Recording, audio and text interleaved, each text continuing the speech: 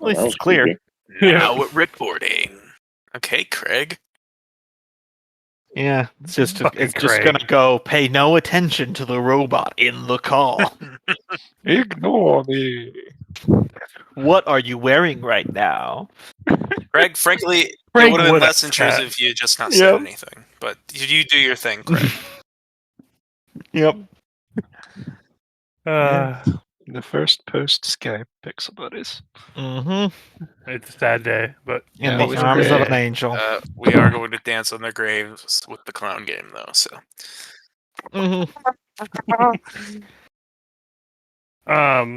So Gumbo, did you say you didn't have the recap No. set up? I got one. I wasn't able to do one last time because I was kind of burned out, but I got one. I might have. You were saying something about not being able to re-listen. So yes, because they were like a month behind on the YouTube channel. But that happens. so I wasn't able to get all the details. I was just only able to do the ones I remembered. So it's going to be a little bit more broad strokes, but I'm happy with the result. Okay, go for it. Let me get the music playing. yeah, you gotta remember to play the music. That's like half of the fun. Yep.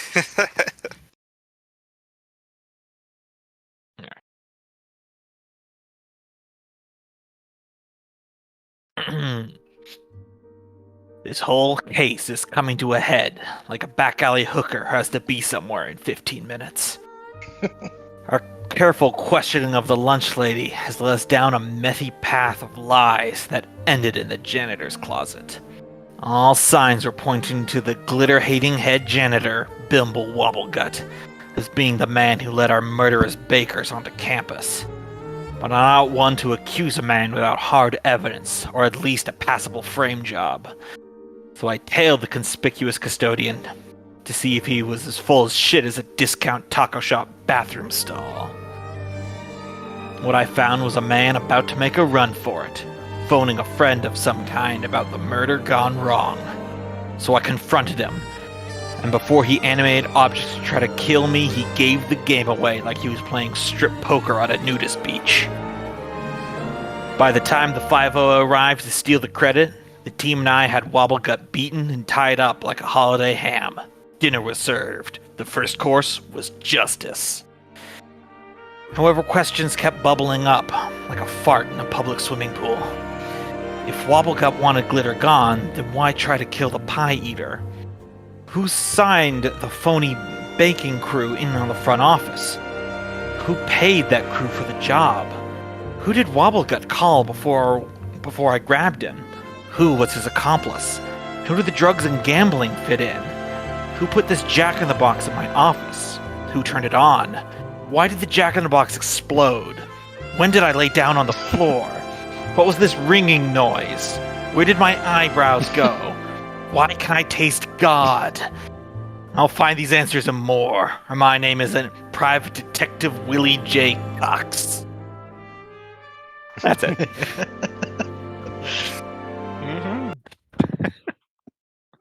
Always a good one. Mm-hmm. And you know what? Just since you've been doing that the whole campaign, basically, take an inspiration point for this session tonight. Bravo! Yay! Bravo!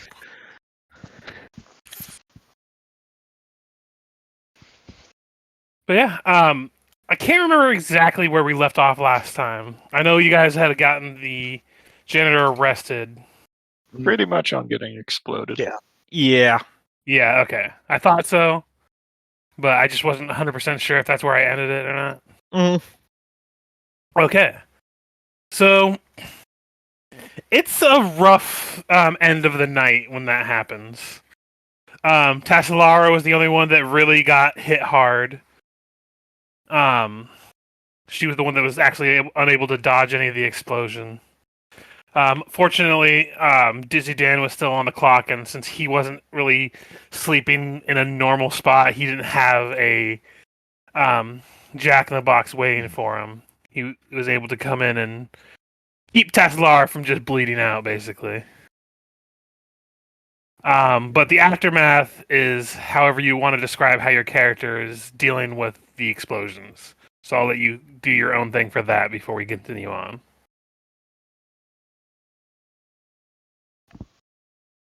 So, Not it.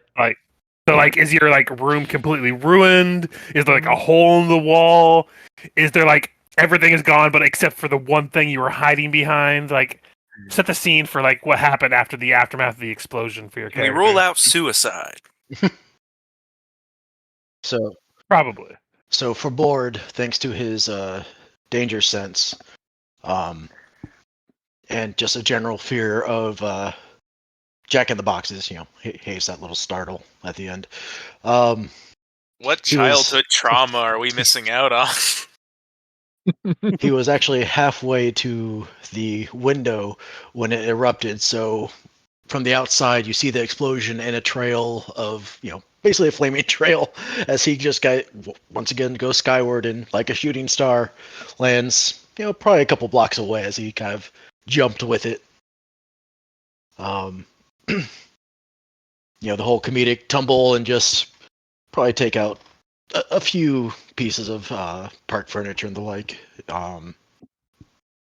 Coming to land, say, in front of a canoodling pair of, college students in the park. Steps up, dusts himself off. Not my finest landing, but it'll do. How you guys doing? You look up to see Zara and Dante just kind of eyeballing you.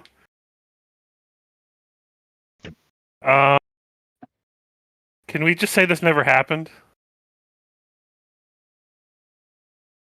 Get me drunk enough, I'll forget all about it. You see one of them pull 10 silver pieces and put them in your hand. Fist pump. You saw nothing. Fist pump, walk away. Grab the coins. Yeah, and they book it out of there.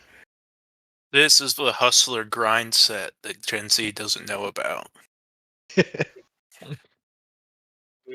Boo.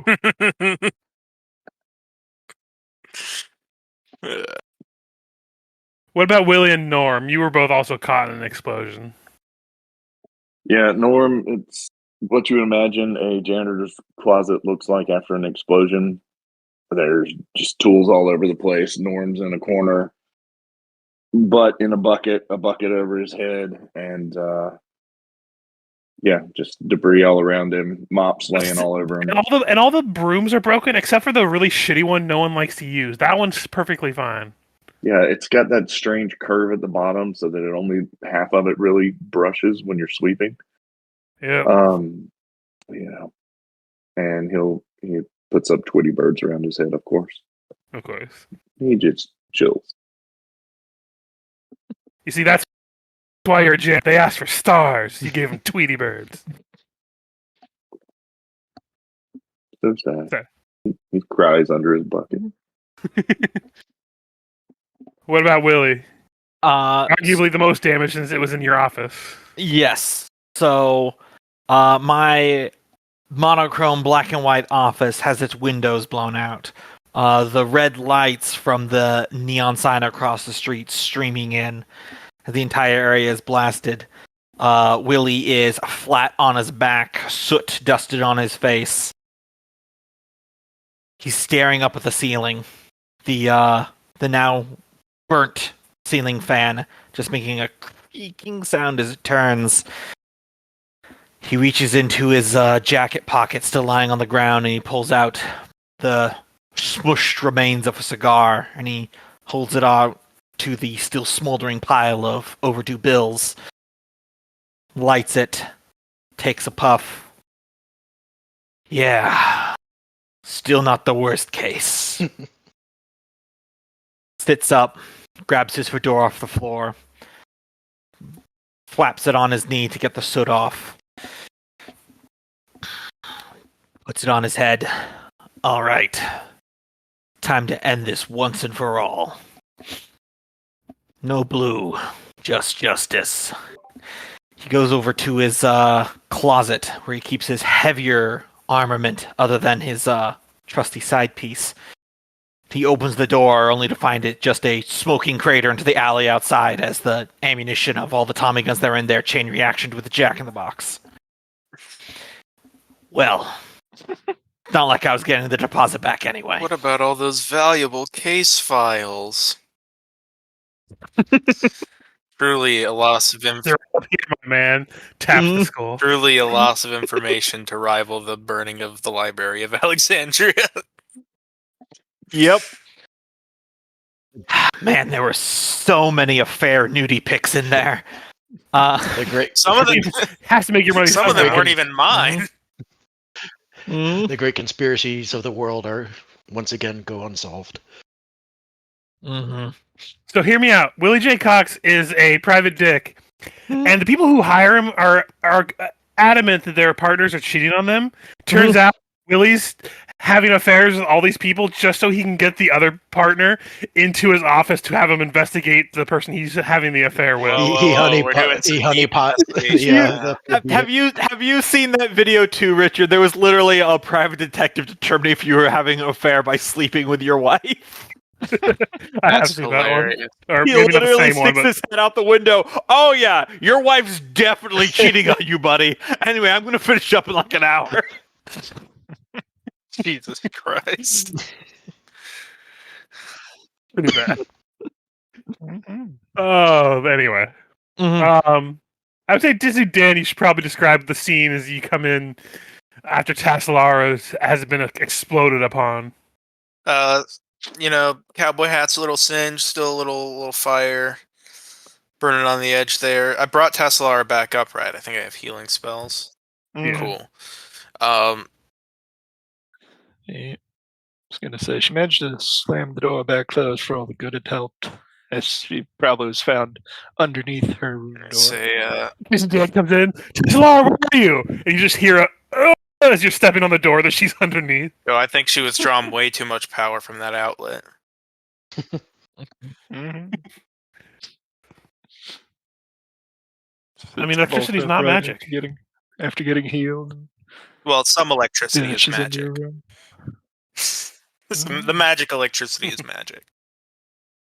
Any Maybe magic was inside of advanced us all. technology. Room is looking like a bomb went off. Hole in the ceiling. The person on the next floor is looking down. And on the windowsill, one undisturbed little potted plant that Secular is sitting next to, takes a bite out of, and it crumples in dust.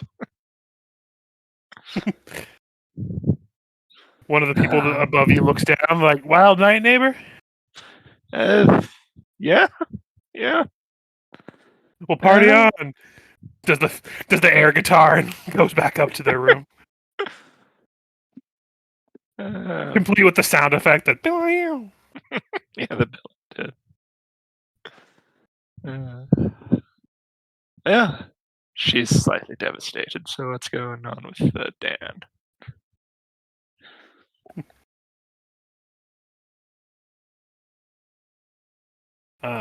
I think that's pretty much the kind of summary of all the things that happened, because Dizzy Dan came in after the fact to Tassalara, and he didn't have his own, and kind of described everyone else's scene. Yeah, it's prompted him if he had anything to add.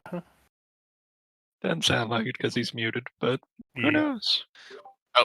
Could be an epic monologue. Yeah, I was double muted, but yeah, let me just make sure. So are we meeting up with the rest of the party now? Well, that's up to you guys. I was just about to lead into that. That seems like a thing you guys would do. Yeah, you probably wouldn't have much to say until we meet up with everybody else and see that it's not an isolated incident. Yeah, I'd definitely be inclined to look for the others. I imagine those who are wounded would take some time if you need to do short rests or anything, because running as soon as you take damage.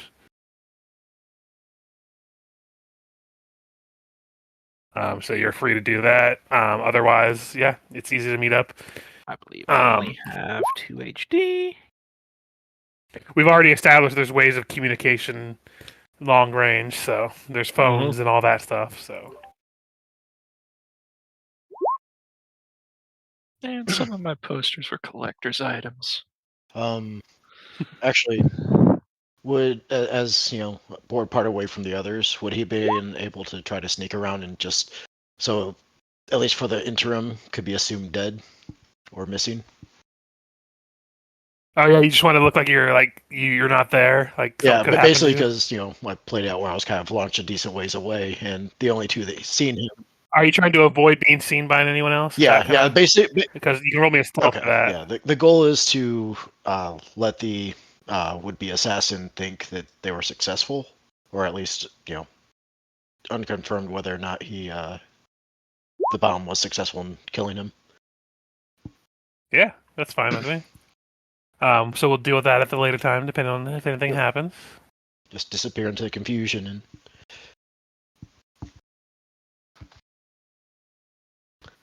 Okay, so we'll go from there. So the rest of you, other than Board, are able to meet up, or Board, are you still meeting up with them, and you're just trying to avoid being Yeah, seen? for the general public, I wanted it to be unknown of my fate, just so that I could potentially, gives me any sort of advantage. Gotcha. So yeah, you begin to go meet up with each other. You do hear the sirens and everything of the police investigating these random explosions. Has anyone seen Board? Ford comes in through the door, just crouching low. Oh, you guys survived. Oh, good. Oh, I almost didn't notice you. You were crouching. I know. That's a trick. You just Really lean forward lowered ever your so slightly and like tiptoes, and deet, deet, deet. really Sound lowered effects your help. profile. Oh, where'd he go? Yeah. He's still smoldering a little bit. Looks like the rest of you got a similar treatment that I would. Yeah, an explosive surprise, not the good kind. Had to clear out of that my office pretty quickly. Mostly because I was squatting. But Oh, I don't think this case is over yet. no. We must be hitting some pain points for this kind of reaction. So who do you think laid the Jack in a Box? I just say we start crossing off names on the list. Loads gun. Let God sort them out. Well, it would have to be someone who knew we were on the case and had seen us apprehend the head janitor. Did we also take the lunch lady? Do we want to check and make I feel sure like we Wimble apprehended Wobble two. got us still? You would be our main informant on the rest of their ring, so maybe I they think wouldn't take him out at the same time. Well, and he was in police custody, so maybe. Yeah, we can go down and use the campus phone. Although, aren't we already tried to inquisition him, and we tried to see if let me get a character. And did we already ask him about who he was talking with, or why he headed this way, or? Yeah, and he didn't have much to say about it other than ranting about glitter. Out of character, I'm trying to remember a few steps. Was because we got he had a pager or something, right? And we were able to try, or was that something else? The one. He basically had what would count as a pager. Okay, Yeah. and did Yeah, that, and we'd use that to determine that the call came from inside the school. okay, and from the it was from the nurse's office. Yes. Okay. But the nurse wasn't there, right? Wait, no. Correct. She implied that pretty much any faculty member has keys to the nurse's office. They just don't have keys to the lockup stuff inside of it. Wait, I think I'm getting ordered. And whose offices were near? Because isn't that what location? led us to Bimble Wobblegut?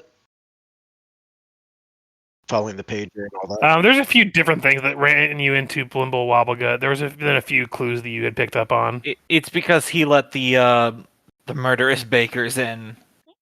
Well, yeah. No, I'm I'm just trying to remember the order of whose pager we checked that led us to the nurse. Was that Bimble? Yes. Yes. Okay, but so then, however. Okay, then what so then. were So it's implied that somebody made a call Right. from the nurse's office, but when you investigated, you found that there's pretty much any higher up faculty member will have a key to her office door. So anyone could have made a call in there as long as they're one of the more higher faculty members. Okay, but did we ever find out So was it a beeper that alerted Bimble that he then went to the place where he ended up fighting him?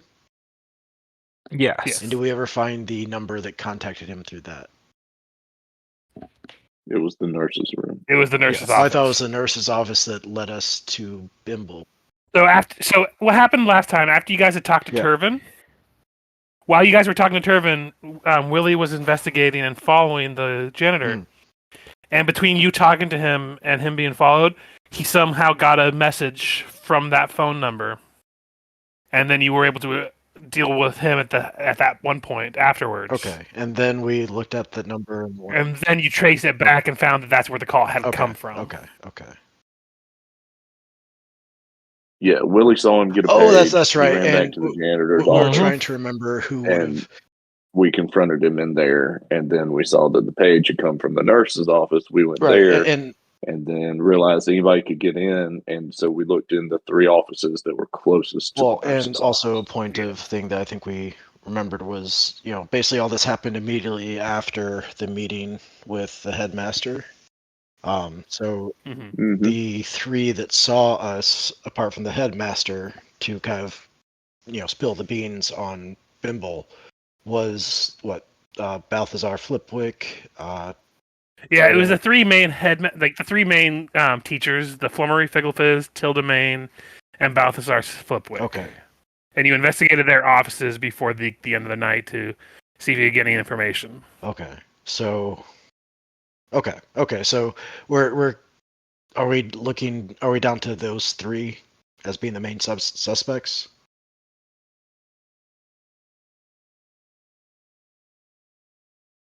That I, I mean- don't remember really getting anything out of looking in their office. Well, no, but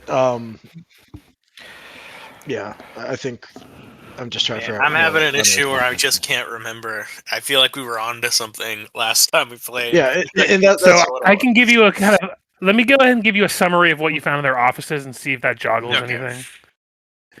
So, when you investigated Balthazar's office, what you had found is a lot of memorabilia regaling the older times and the greater times of his performances, and a kind of slow decline into him wishing he could relive his glory days, and all the stuff that he had on his walls, all the stuff that he had as mementos.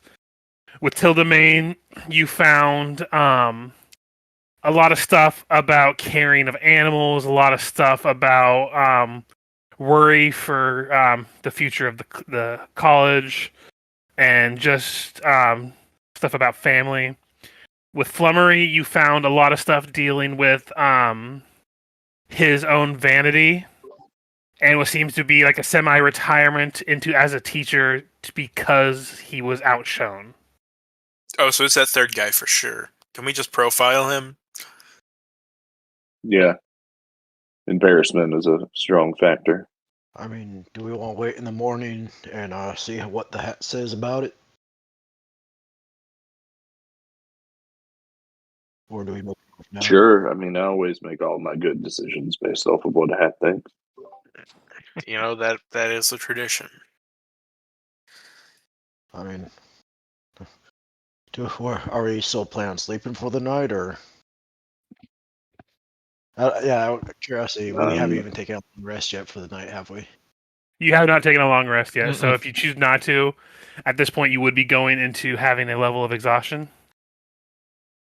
Yeah, At this point, it's like 2 a.m. So Mhm. I'm going back and sleeping on the ashes. I was gonna say, are you guys laying low in any particular spot, or are you just going to anywhere? Well, Norm's going to his janitor's room.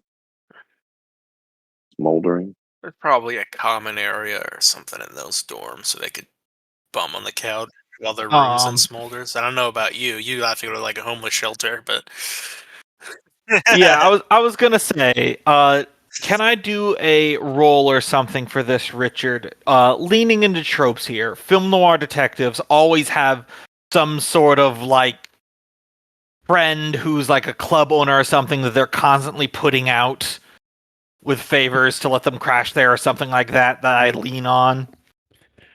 Yep. You make your way to a strip club near where your office was. In Mime Town, of course. It's dead Which is silent. called. Yeah, it's dead silent. You see the flashing lights and you feel the strobing of the bass, but there's no sound coming from the speakers. There's this giant, like gorilla of a mime just outside. People showing him their IDs. It's just blank. They're just holding something like they're holding nothing. Never seen. He grabs them, investigates them. Is anyone else coming with me? Because I imagine we could all long rest at something When like you say this. where you're going, Just to- Yeah, I got a friend who owes me a favor in Mime Town. I'll tag along. He's he's a mime gangster by the name of Loud Larry. Mm-hmm. I know I said we shouldn't split up, but this seems more dangerous now. Now I want to Larry. go with them. Yeah, it's easy enough. Trust You me, enter. Just trust me. he's- Just don't say anything you shouldn't. I've never seen neon How do I monochrome know? before. Willie, you're identified by the Mm-hmm. bouncer who ushers you in, opens the invisible door for you.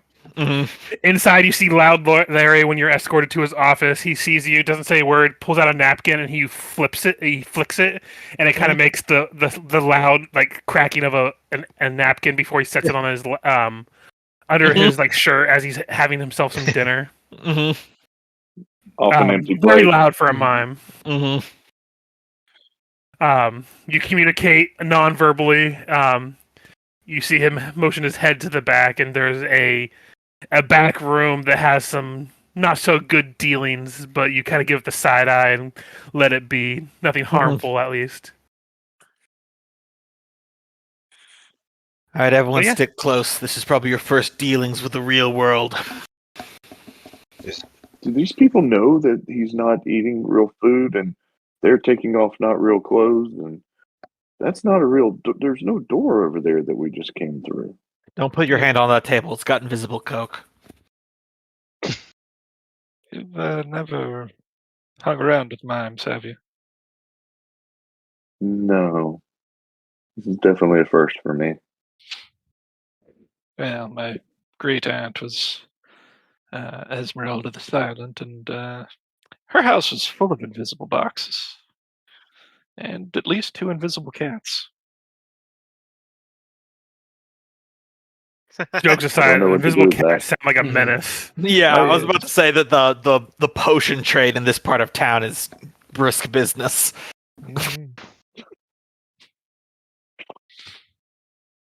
All right, pick a spot. We're gonna need to take a quick nap and get out of here before the morning shift. This is a community center / church group on the daylight hours.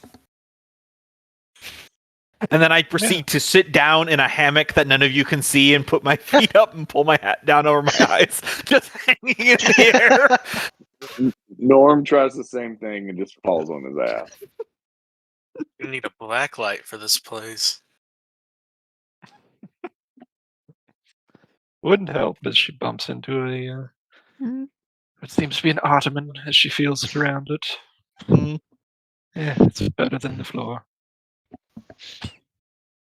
Bored would probably just find a corner and just lay or sleep sitting. You go to sit down in the corner and there's just a riff and then a little pitter. He reaches out, holds something that basically the gesture of holding a dog, but it's invisible. I imagine this is like a 10-foot by 10-foot blank cement room, and Willie just navigates it no problem. In your defense board, Bumping in in every your defense board, they shouldn't have brought their dog to the strip club. It's even on the sign. I mean, where else is the dog going to get their spaghetti? God, the buffet. It's Yeah, a Norm. surprisingly good salad bar. Norm is laying on the floor still looking put out, and then you see him doing the motions to fluff a pillow, and you may think, oh, he's figured it out. And then he goes to lean his head on it and just cracks down to the floor.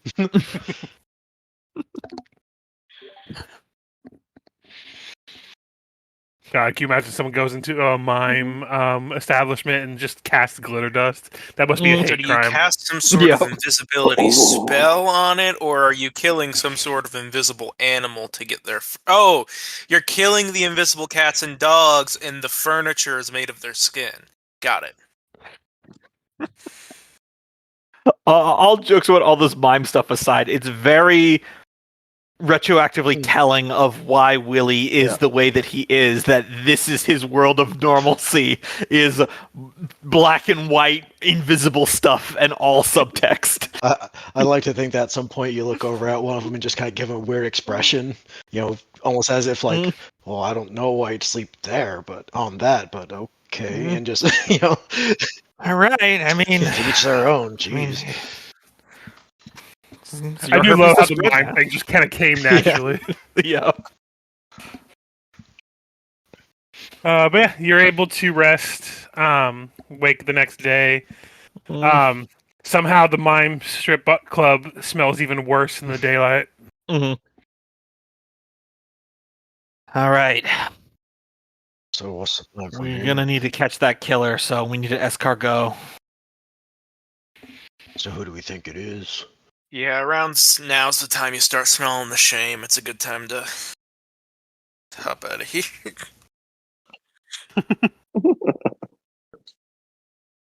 Mm-hmm. I say we start bagging professors. I think that's illegal. I'm not sure. You'll have to check with a lawyer. I don't deal with those mosquitoes. Clown law is a complicated and nefarious beast that, requires a professional. Well, I'm from Mime Town. It's better left unsaid there. I think it's either the lunch lady or the clowning professor, Fulmary Fizz. Imagine that when he says clown law, the Law and Order sound effect goes off. Boom, boom.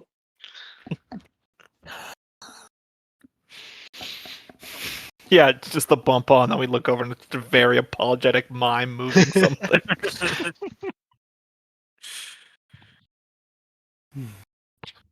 So you guys heading back to the school, or Yeah. okay? It's either that or we try to go check out that Yeast of Eden, what their original location was. I mean, there's there, We're already dirty.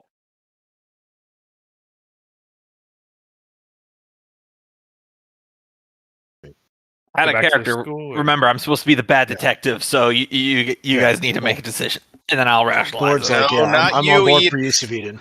That sounds important right there. I'll back you up. No, not you, Eden, with No, the they've yeast been- infection. Go back to sleep. If they've been closed for a while, I don't know why they'd be a fake company be using the actual What day location. is it? This is, I believe, Thursday. This is supposed to be the Flames and Fur Frenzy that was supposed to be canceled. How do you think we get any more evidence? Or actually, we got your hat, don't we, Dan? Think that could help us figure out who might have. Sure, what do you want to ask it? Ask about the lunch lady and the clowning professor. Well, it's got to be phrased as a wheel or woe. Right. So it has to be like, Yeah, you have to phrase like you're going to do something, and then it'll tell you if it's a good or bad result. Do we accuse the lunch lady or do we accuse Figglefit? Honestly, I think there's more than one who's guilty in all all of right, this. Yeah, it might be a murder at the Orient Express situation where just literally everyone did it. accusing the lunch Mhm. lady.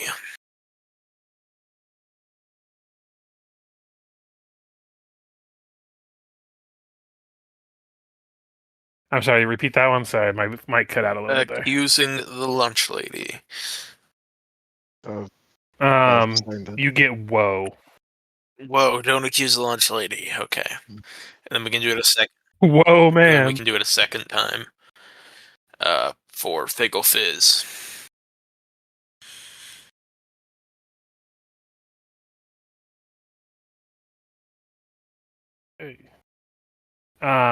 You get Wheel and Woe. Hey, take the good with the bad. Let's go get him. Well, there you have the facts of life. Yep, let's go. I mean, do we need to find a bit By more the Um, authority information? invested in me by my big floppy hat, you're going to jail. And this gun. As you arrive at the college, go ahead and give me everyone can give me a perception.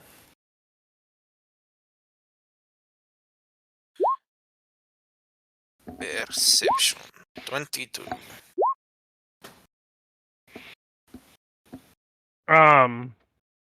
You do see still some police activity here from after last night's whole situation. Though you only see a couple people that look like they're actually authorities. You do seem to notice there's quite a bit more what seems to be like private security around the campus. Most of the actual police officers seem to be congregated towards the headmaster's office. But We otherwise, definitely need to go ask him about that. you don't really see much else other than that. You do see that all of the signs that said that the Thursday festivities that were canceled have been removed, and there are people participating in the events that were planned for today. Do any of the new security officers look like any of the baking crew that came in and tried to poison us? Roll me either a perception or just a perception for that one. I'll roll as Yeah, well. that's a good catch. Dorm's on point. That's Yes. Pick him out, Norm. Pick him out of the lineup. I recognize. The that question dude, was, did lady Norm anywhere. were you there with them when they had those bakers? Were they talking to the remember. bakers? Mm, We'll just say you were. That's fine. Yeah, I wasn't. I remember that. Well, I'm gonna yes and this. Mhm. You do actually recognize, in particular, you recognize the one that was like the leader of Tackle the him. bunch. I'm gonna tell Dan because I remember Dan's great line about making her go sign them all in. okay. Hey, isn't that the one from the bakery? Yes, aha! You entangle the guy. Oh, yeah. We're attacking the Secret Service? Yes. You're going to fucking jail, Buster Brown. You don't even want to I don't know expect what you they're to try- gonna do to you in fucking clown jail. Let's just say Campus it's bigger. security. Let's just say it's bigger on the inside, Buster. As soon as you entangle this guy, I'm not even going to roll. He's going to fail the entangle, so he's entangled. He's like, whoa, we were just hired to be security here. What the fuck's going Yeah, on? just following You see order. a couple other people go on. Like, wait, who's this fucking guy? And you see a bunch of other other security begin to make their way towards Dan, who seems to be accosting their partner. A couple of the officers come up. He's like, so wait, what's going on here? We're having enough issues without people getting into a fight in the crowd, and why are you attacking the security? My staff light's on fire, and I go, pick up! You take a couple of them, take a step back. I pull out my revolver, I put it to my temple, and say, "Back off, or the half orc gets it."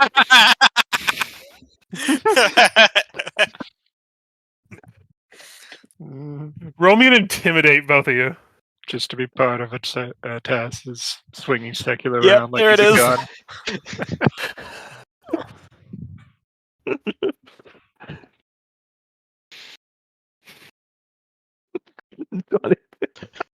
Board's holding his quarterstaff like a rifle. Who's the real crazy one? The man trying to kill himself, or the man trying to kill the man trying to kill himself? Actually, Like you see one of the officers kind of hold up his hands. you know, Willie, you recognize this guy as Wizzo, and he looks over at Willie. Willie, come on. We were there during the Ouija board riots together. You know me, man. We're just trying to do our job here. We don't need to escalate this. What's going on here? Explain this to me. I'm de-escalating it. Now, everyone stay right where you are. Otherwise, my finger's gonna get tired. Listen, man. We're chill. We're not going to do anything. We just want to know what's going on because you're attacking a random bodyguard. This is not looking good for you all. I don't know who all of you are, but I know him. I know he's a little reckless. Let's settle down. Let's talk about this. Step forward. Norm, Everyman. I'm a janitor here. Actually, the head janitor now of these grounds. These extra security forces over here are not what they think they are. They were actually terrorists who tried to unleash shit out of a character. I don't remember what it was. Pie mimics. Dehydrated. They tried to unleash mimics, cupcake mimics all over the food campus service station. And we've been in hot pursuit of them regarding these murders, and we believe that they are tied to them. The guy that I've tackled is like, that's a complete lie. They were pies, not cupcakes. I mean, he basically does say something along those lines. It's like, also, we were hired to do a job. It's not like we knew they were going to attack people. We thought it was part of the entertainment. At least they weren't baguette basilisks. Who hired you? Oh, God. The college? I mean, we're literally here acting as security because there was murders last night. Who keeps hiring you? Wait, last night? Yes, last night. Didn't you hear the explosions? Who died? He looks around like, should I really say it in front of the students as there is a crowd forming? Yes. All right, fuck it. The headmaster got killed. You see, you gasp, and then you see all the students kind of gasp in unit, not even in unison, one at a time, going down the whole line in like a spiral. Like, then there's a ghostly echo on the wind. There was a murder. Oh, you just hear in your head. knew it. Oh no! It seems like I've been murdered. Man, he was one of the headmasters of all time. That's one suspect down. Well, he was alive for most of the time, so.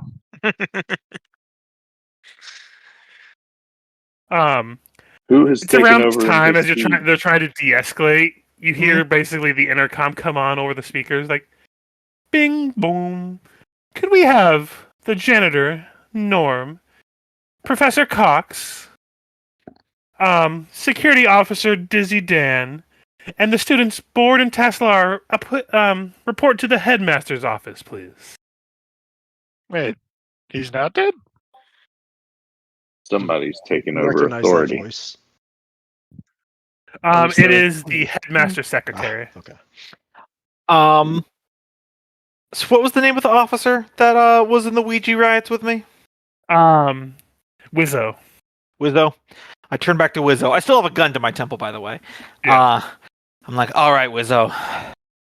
There's bigger fish to fry right now. We were both in the thick of it. All that invisible stuff flying around. So here's what we're going to do. On the count of 3, you're going to kick your gun over to me. And this guy, I gesturing my hand, is going to kick my gun over to you. Okay. Just be cool. Yeah, I'm gonna. Give me persuasion for this. Yep. While Yeah. while he's doing that in the background, I'm get cartoon style in the background. You see me trying to reduce this guy that we recognize and stuff him inside a potato sack to take with us. You know what? Easy enough. He's in a potato sack now for at least a minute. All right, let's get a move on. He's gonna bust out of here in about 60 seconds. Mm-hmm. So you're trying to get him to kick his gun over to you, and you're gonna kick your gun over to him. Well, I probably should roll a deception instead Roll because a deception instead, I'm gonna 'cause get him to kick his gun over to me, and I'm gonna pantomime kicking my gun, and I'm just gonna take his gun. Okay, go ahead and give you deception then. Well, that was the second gun you had that we Yeah. all didn't know about, the invisible gun. He's like, all right. Hmm? Jeez, just don't escalate things like you always do. Just don't hurt him. And yeah, he'll kick his gun over to you. Yeah, I kick my gun over there, and when he picks it up, it's just a banana painted gray because it's from Mime Town, and then we're off to the central building, and I now have 2 guns. Mm-hmm. And as I'm running away, I'm saying, I'm like an escalator, it's only going up from here. Gabo, just FYI, you have a gun known as the Desert Beagle right now. Don't worry about Nice. anything else. Yep. 2-weapon fighting, motherfuckers. No, what's better than 1 gun? 2 guns. That ups your gun per seconds by 100%. Mm-hmm. Also, all the security and stuff are just kind of baffled as you just run into the crowd and disappear. They are not the most effective police. I have cast confusion upon them. Well, we were summoned, so, by the greater authority. Meanwhile, Dizzy Dan has a man in a sack. Mm-hmm. He's like, come on, let me out of here. Is it wrong for a man to work? I'm sorry. I thought this was a free country to practice whatever jobs you need to do. I slam him on the ground a couple times to get him to stop talking. Oh. Sorry, you're a little heavy. He's unconscious. Okay. Do you guys actually make your way to the headmaster's office? I believe that's what we're doing. Okay. You arrive. It's all taped up. Like the door's open, but there's a bunch of tape for like security tape, do not cross kind of thing. Mm-hmm. And you see the security outside. He's like, oh, hello everyone. Unfortunately, the headmaster cannot see you as he does not have a head anymore. He's just the master. It's a sad day for everybody. Just master. Yeah, unfortunately, yes. Good joke. And she kind of wipes a tear off of her eye. I've been informed to let you all know that Norm, Mr. Cox, Mr. Dan, you were all terminated effective immediately. We do not have the budget to keep you employed, and unfortunately, board, your paperwork was never filed correctly, so you are no longer a student. And Tassalar, you're fine, but you are on academic probation currently. Under whose authority are you firing us? Current acting headmaster, Mr. Figglefizz. Can we talk to that man? Mhm. Oh, I'm sorry. He told me to inform you that his name is now Dr. Figglefizz. Oh, he Oh, wait, finally no. graduated. Here, sorry. Professor Dr. Figglefizz Esquire. I degree. Oh, and he got knighted. Oh, yes. Sir Dr. Figglefizz, Professor Esquire. I don't know anymore. Joke's on Fizzlefuck. I signed my name improperly on the paperwork, so I never worked here in the first place. Those chicks are gonna bounce. When you do ask about if you could speak to him, I think it was Norm that asked that. Mm-hmm. I'm sorry. He is currently in the middle of getting ready for the finale for the evening. Oh, where's he doing that? The finale. Yes, the Beasts and Blazes Spectacular. It is the big event to end out the day before the final finale of the Spirit Week. He says that we've had too many interruptions, and the show must go on. All right. I think it's time for us to adopt a new perspective on this problem. We're going to solve this like they do in Moo Mesa. Where is the new headmaster? Willie J. Cox, if she doesn't tell us, shoot her in the head. With one or both of your guns. It's like, wait, I why are you pull gonna shoot me? I pull out my revolver. I empty all but one of the chambers. I click a code, go put it in my head, go click, and then put it. So where was that new headmaster again? Oh, he's over at the Circus Ring of Legacy. You're gonna want to go there probably sometime in the evening. He seems to be outside of the college right now. Where? I can give you his itinerary if you like. Here, give me a second. She starts like writing something out. Like, here you go. This is his home address. This is where he's gonna be tonight. This is his mother's maiden name. This is his social security number. This is his girlfriend he dated in high school that he's All still right. obsessed with. And then- Can I help you with What's the anything name? else? Yes. What is the name of his first pet, and what street did he grow up on? His pet, I believe, was named Noodle Toes. Good I name. do not believe I know where street he grew up on. Norm's going to walk over to the headmaster's door and unlock it and open it up. It's open wide with just the tape kind of blocking it. Ah, You see- puts you the key see in where the Turbin hole would has- be, turns it, clicking noise. Open. You Yep. see Turvin still sitting on his chair, pen in hand, like he was writing something, but his head is gone. All right, I dump out the guy that we kidnapped, and then he immediately turns back to his normal size, and I say, "Listen to me. I know your name. I will find you. Make sure she doesn't leave until we get back and find out if she's lying." Norm's going to go over to Turvin's shell of a body, and while he's looking like he's looking around the desk and cleaning up a little bit, he is going to get up on his tippy toes and look down in the shell to make sure that Turvin just didn't pull his head back into the shell and is hiding. You look in, and you do not see nothing. He has no head, and there's just a cavity where his neck is. You as you're looking down, you look down at where he was writing, and all you see is a paper where it says, "Oh, no, Murder. he's been murdered." He wouldn't take the time to write that as he was dying. No, he was. So, No, you see, he's so slow. He didn't know he was dying until he started writing. considering He's he wrote referencing the Monty whole Python, but he wrote the whole word murder, it probably would have been better for him to like write something down about who was doing it. But murder. I mean, we were gonna figure that out no matter what. Anyways, It says Jack I don't know. and Maybe that just happened. secretary lady, you've got a new apprentice here. He needs better career prospects. So teach him. Why don't you stay in the office and teach him how to do your job? Yeah, no problem. Have fun doing with whatever you're doing. Nice gun, by the way. Please don't keep pointing it at me. All right, see ya. If you're lying, we'll come back and kill you. And remember, if you try to pull anything smart, the cops will find those drugs that you have on you. What? I just picture him just pulling out some drug and just dropping it on the desk. It's just a plastic bag of an unidentified substance, which may or may not be something With the word- actual. And the just word throwing it drugs on it in Sharpie. Yep, exactly. As you guys go to leave, you wouldn't see it, but the camera kind of pans back to the two of them, look at each other, look at the bag. You want to get high? Oh, fuck yes.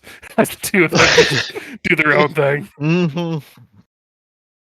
All right, let's I've covered up many an accidental manslaughter that way. just go kill this guy, I guess, and then we'll call it a day. I'm not getting paid anymore, so no reason to stick around. well, if we kill him, we can take our jobs back. And I could be a student. Again, Is that how that works? Yeah, it's kind of a Highlander type of thing. You've seen Highlander. He Maybe took our Well, I mean, if he's the germs. kid, he killed and took the position of headmaster, so technically. and you helped incapacitate the head custodian, and now you're head custodian. So why not headmaster? That's just logical progression right there. And look, I was a ringmaster before, and I can be the head of this college. Well, Who cares about rewards? Well, all that matters is that we get to suckle upon the sweet tit of justice. I like that. I always Yes. figured justice is more of a man's job. Just So you pick stop on and what everyone you turns want. to look at Dan. Like, wow. Wow, man. That was too far, man. After all the blatant threats of murder. Yes, we all have lines. Gordon would, Oh. slap Norm on the back. This is your big shot, man. I'm here to help you. We'll get you the headmaster. Whatever. We got this. It's all been coming through in Destiny. I knew she'd play out in I the may end. be evil, but I'm not a monster. So, question: before you go confront him, I do want to ask you guys. I will allow it if you want to have Willie use his connections to have you guys have an arming up montage. I mean, I want that. I'm 1,000% in. I am completely fine. I will decide what, like, if you guys get guns, I'll decide what you get and stuff and everything. Or if you guys want to deck yourselves out with something and you want, like, a specific thing, just let me know and we can workshop it. But this seems like one of those things that in a movie, this would be the, let's gear up, everyone's strapped in, locked in before they confront whatever's happening. I want a pressure washer. Oh, A backpack-powered pressure washer. if I may, 100% done. if it doesn't mess with the story, Richard, for the gear up before we go for the gear up montage, I'm like, we're gonna need some more firepower. But in my time stooping around the campus, I think I know a guy. And then it just hard cuts to a door, and I knock on it, and it opens up, and it's Jimmy Juggles' house. And I said, "You said you could get things." Oh, you're looking. He immediately sees you locked in. He's like, "Oh, you're in for the good shit. Oh yeah, come on with me." And he opens the door. You guys follow him in. He pushes a button underneath a box in his closet, and you see it open up into an underground strip club, complete with bedrooms with people kind of going in and out, shutting the doors and stuff. As Willie's found his prostitution ring. Yes! Found this 2 nights ago. Determined that it didn't connect to anything. They also do arms dealing here, but arms dealing is not a part of the unholy trinity of crime. I just take a classic like 1920s Tommy gun because nothing bad has ever come from illicit arms deals. Just for mechanics' sake, the Tommy gun when you fire, if you fire a handgun, you can. If you sacrifice a bonus action, I'll let you get 2 shots as if you're using the Tommy gun. Okay. Yep, makes sense. Just mechanic wise, it makes it easier. That 20 burst damage. Oh, so clarification question: do you mean I roll twice, or it's just one gun that does No, 2d10 you get damage? multi-attack since you have a Tommy gun. Okay, yeah, makes sense. It's basically Also- function as that. Mhm. For Norm, your pressure washer, I'm gonna say it'll function as the cantrip. Where is it? Ray of Frost. Now you see him in the corner. He's holding the high-powered leaf blower and the pressure washer going, which one? But either way, I will let you say. I'll say the Ray of Frost functions as if it's 11th level, so it'll do 3d8 every time you shoot it, rather than the 2d8 that normally your cantrips would be at.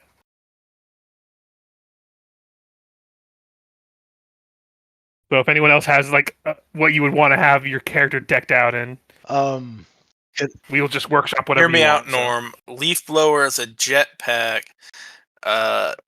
followed by lawnmower blade, chainsaw. That's my current thought. Nobody can handle both. Nobody. Can I have a moment where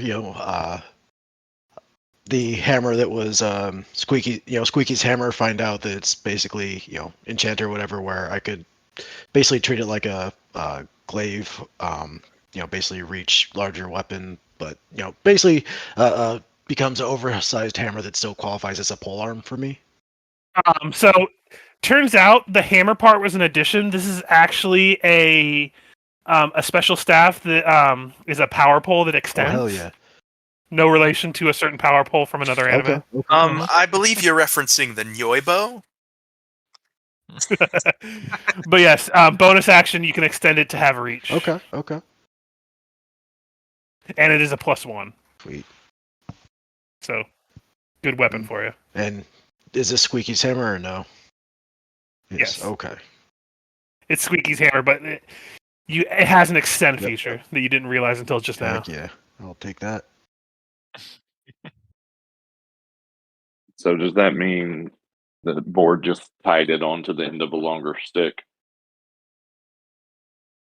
No, this is like one of those toy lightsaber situations where he just didn't swing it hard enough and it didn't extend all the way. There it goes.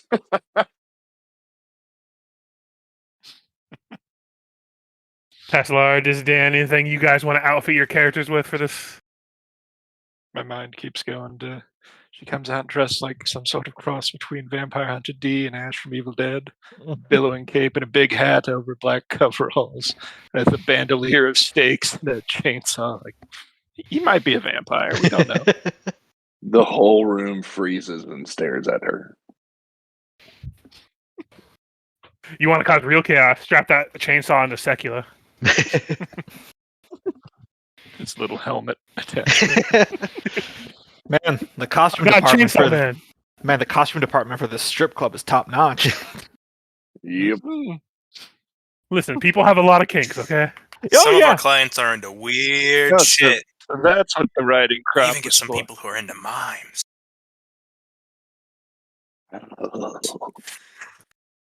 They got a whole strip club for them. Tesla, you now have a +1 returning chainsaw. So yes, you can throw the chainsaw if you wish. We have seen a 200% increase in our strip club amount in this game in just this last session. I know. Disney Dan, is there anything you wish to equip yourself with? I think I'm good. I don't think I need any special weaponry. I'm just gonna wrangle them. What about a lasso? I've already got kind of things that let me do lasso adjacent abilities, so I got Thorn Whip, which lets me move people forward, and then other. What about a Angle. branding iron for when you wrestle them down and you can brand them? You know what, Disney Dan, I'll do you one better. You're going to leave, but then you notice that there is some spurs on the wall. I got spurs that jingle. Indeed. Jing. I'll let them function as the boots of speed as you put these spurs on, so you can basically give yourself haste for 10 rounds. Oh shit. Cool. I like that. As part of the montage, I would like a pause scene where Board and Willie are just kind of looking at the strip club, and Board will lean over like, which one's justice? Referring to the comment earlier on. I can't quite remember. But Yep. Yeah. Justice is a classy lady. She doesn't work in a place like this. Oh, hey, Put Justice. you over there if you're looking for her. Though. 9. He works in a They modest, have virtue. classy place like Hooters or something. Mm-hmm. Yeah, Cox, you see Virtue over there signaling to you. Virtue. Yep. There's virtue, chastity, purity, cherry. There's always a cherry. Also, that one's Diamond. And weird Dylan thing about minds Diamond, some that's her action. actual name. Her mom Yeah. gave her that name. I mean, it could have worse. They could have named her Nevea. Stop it, Richard. I have to read names when I go back to school. Look, where are Savannah? God, do you have a student named Nevea? I mean, to be fair, when I was in high school, this is going on the recording now, but there was a girl that was in my class. Last name Heavenly, first name Divine. Good reminder that we're recording this combo. Richard, I absolutely cannot have the mean that you have. We didn't hear anything. Yep. Frankly, I find it offensive course. that you think a professional like me I was just testing would you. You see. breach my code of ethics. Yeah, I was just testing to make sure you were an upstanding teacher. That we all know you are. Thank you. But which one's your favorite stripper? Rewind. Yep. Come on, let's go kill some clowns. Yeah. So you're able to move ahead. Mm. The event is already the lights are on and it's getting ready to have people come in. You see the crowds begin to like line up outside of the tent to try to get in. There's people talking about flame-filled feats, a fiery fusion of animals and chaos, and like, and of course, and we all know the chickens are back, followed by an eruption of cheers. Mhm. We got to get them out of here. So this is the Bestiality and Blunts performance show. Sickening. You're able to sneak inside with the crowd. You do see Figglefizz on the stage, and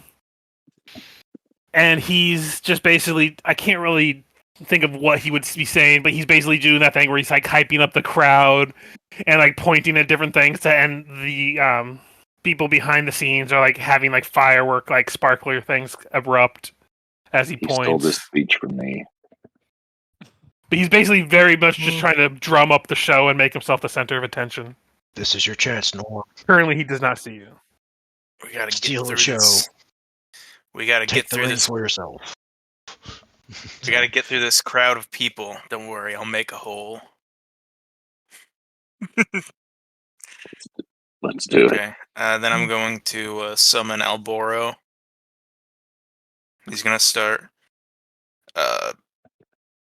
Ideally, just running through all the people towards us, creating a path for Norm to Steal the show. attack. Yes, we'll say steal the show instead of perform a political assassination.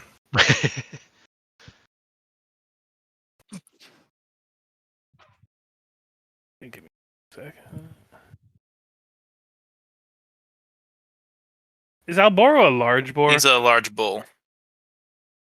Yeah, the boar. I didn't mean to say Yeah, boar. I figured. Okay. Give me 1 second. So yeah, you're able to basically just break the crowd as this giant bull just comes barreling through. Let me take you to the map in 1 second, and then I'll let you guys kind of take the scene of what's going on.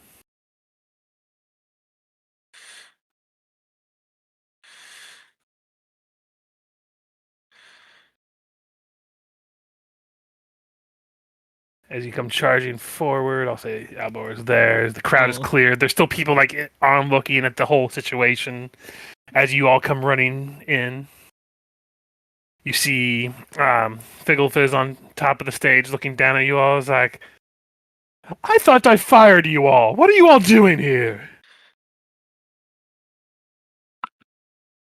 Truth Your doesn't have a time is- statute of limitations. Your time as headmaster was as brief as you are short. Dismount the stage and leave these people to be. Everyone, you need to evacuate. He's going to use illusion to make his voice louder, and then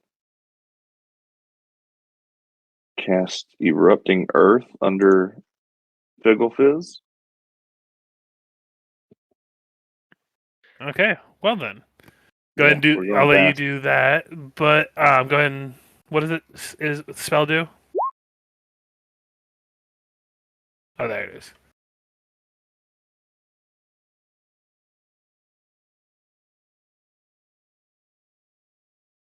Gotcha. Wait, is he the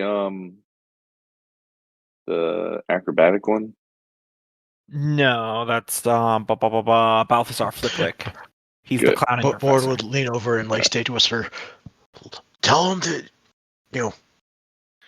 you gotta accuse him for killing the last headmaster. Tell him why we're doing this. Well, the audience more specifically. Steal the show. Yeah, Norm would jump up on the as the bull goes on one side of this teeter totter. He would jump onto the other side, so it would fling him into the air, so he could jump up on the stage. When he lands, he would say, "I have always been meant to lead this circus, not one of these murderous refuge like Figgle Warts over here. He killed the headmaster. He killed. He was also flying in the air. He did all the murders." Like Norm's flying in the air? Yep. Gotcha. And unfortunately, he needs to do a Wild check magic. on his wild magic. You-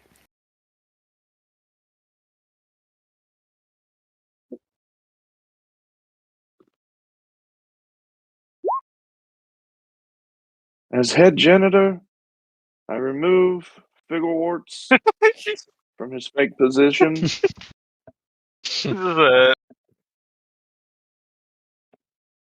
is Figglefizz, my official role is janitor. it is. I dethrone you. I am king now. It's an executive order from the janitorial closet. Like you're doing this and you're pointing to the sky, and with your wild magic, a fucking rubber sword appears. You missed the easy one of, as head janitor, I'm going to take out the trash. My God, Good. it's the dildo blade of destiny. How do we start playing Saints Row? As you say this, Figglefish is like, "Okay, enough of this. Excuse me, everybody. The stage is going to be a little bit different right now." And he grabs a stick and he points it to the not crowd but the ground. And give me a second to reveal what he summons. As 2 fire elementals appear, which causes a lion to freak out. And those are going to be part of the initiative timer. I will roll for the erupting earth, as this is like, as you're doing your speech, he's tumbling. Whether he passes or not, that's why you were able to get the thing in. So, dex save. Sure. Don't know why it's at advantage automatically, but it's an 8 regardless. Yeah, it always does. You have to turn the toggle on the NPC Yep. sheets. It's super annoying.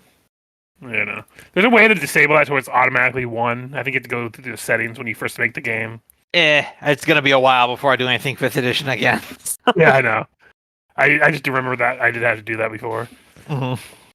Okay, so he takes 3d12 of bludgeoning damage. So if you want to roll that for Norm.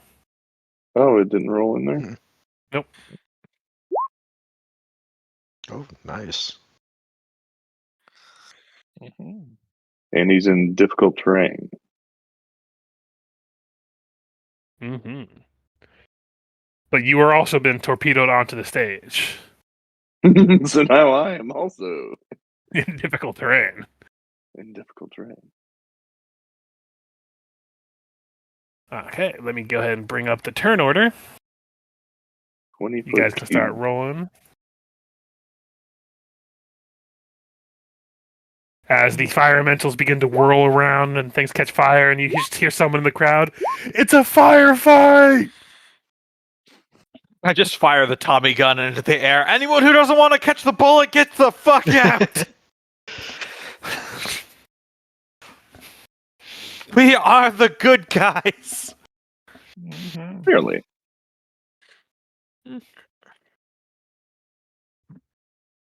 On an unrelated note, you can get the Jimmy Jugs Script Club cozies on your way out.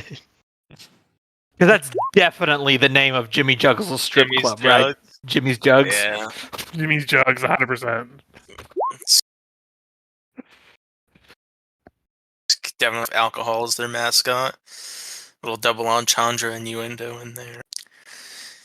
You guys ever look at the original Starbucks logo and it's just a naked woman with her tits out? It's like, damn, I see why they couldn't run with this. Yep. Mythological accurate mermaid. I mean, yeah. I don't think they wear like shell bikinis in the old legends, so Mm-mm. like that's a Disney Channel convention. No, not that one.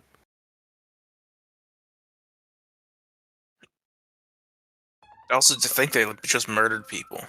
No. Yeah. Sometimes. They get wires crossed with sirens a lot as well.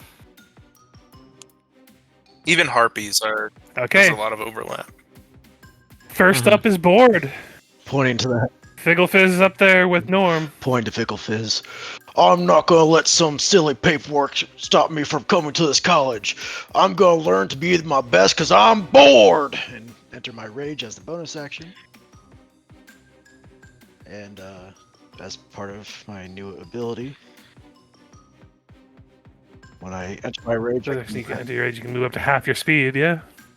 so that coupled with your normal movement speed. Let's- go there.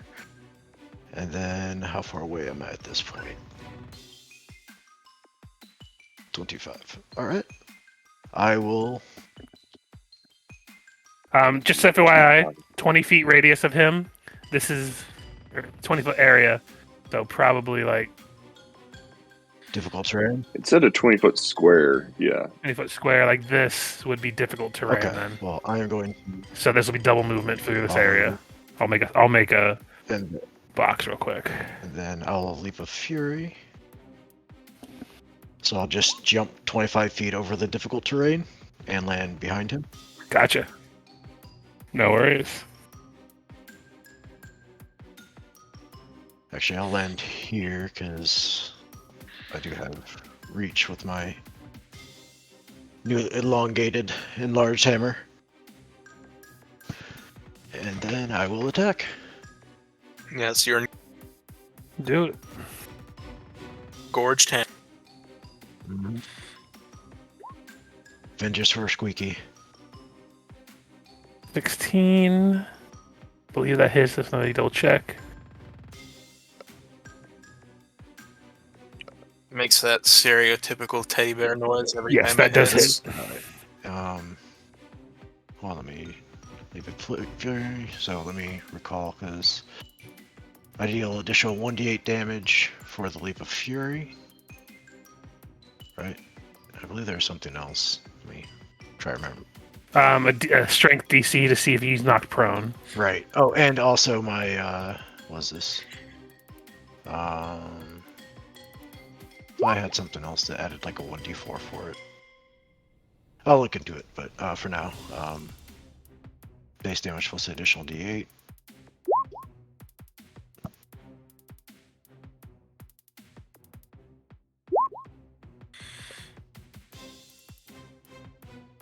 And then there's plus 2 on top of that for rage, So right? 10 total damage. And he is knocked prone. One. Where's that boot? There. And you have multi-attack, I think. Yes. So Yep. So I'm just. Oh, I think this is it. Inflame Fury. If you move at least 10 feet in a straight line before making a melee attack, you deal additional 1d4. Alright, so additional 3. So that first attack was 13. And then this one will just be the normal. 13 will probably miss. that'll miss. Actually, he is prone, so you do have Oh, advantage sweet. on him. So if you want to make a second attack roll, 16. that'll hit. Heck yeah. Alright. Another 14 damage. Okay. At the end of your turn, he's going to use 2 legendary actions to activate his Pie Barrage. So Norm and Board make me dexterity saving throws. You'll have advantage for Board. Yay. Bringing a whole new definition to Atana Circus. As he falls down prone after you smack him with the hammer a couple times, he's like, "Ugh," opens his shirt and 2 pies fly out and try to smack you both in the face. Board, you're able to avoid it. But Norm, you were hit, so you take 4 damage and you are blinded until the end of your next turn. Yeah.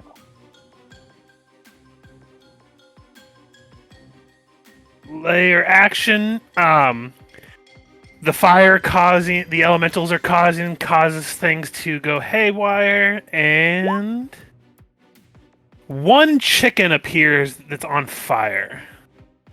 Oh no. How did I know the chickens were going to be on fire? Oh no, it's a flaming cock. So let me add it to the initiative order. Oh no. Oh look, it's going to be at the very end.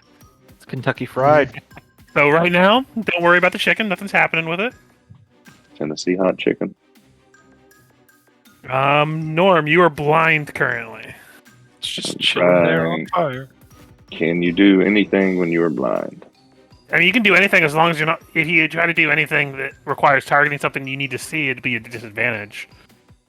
All right. Can he cast an area of effect ice storm? Quick question: when that chicken Yeah. comes into being, does that trigger the whole if it?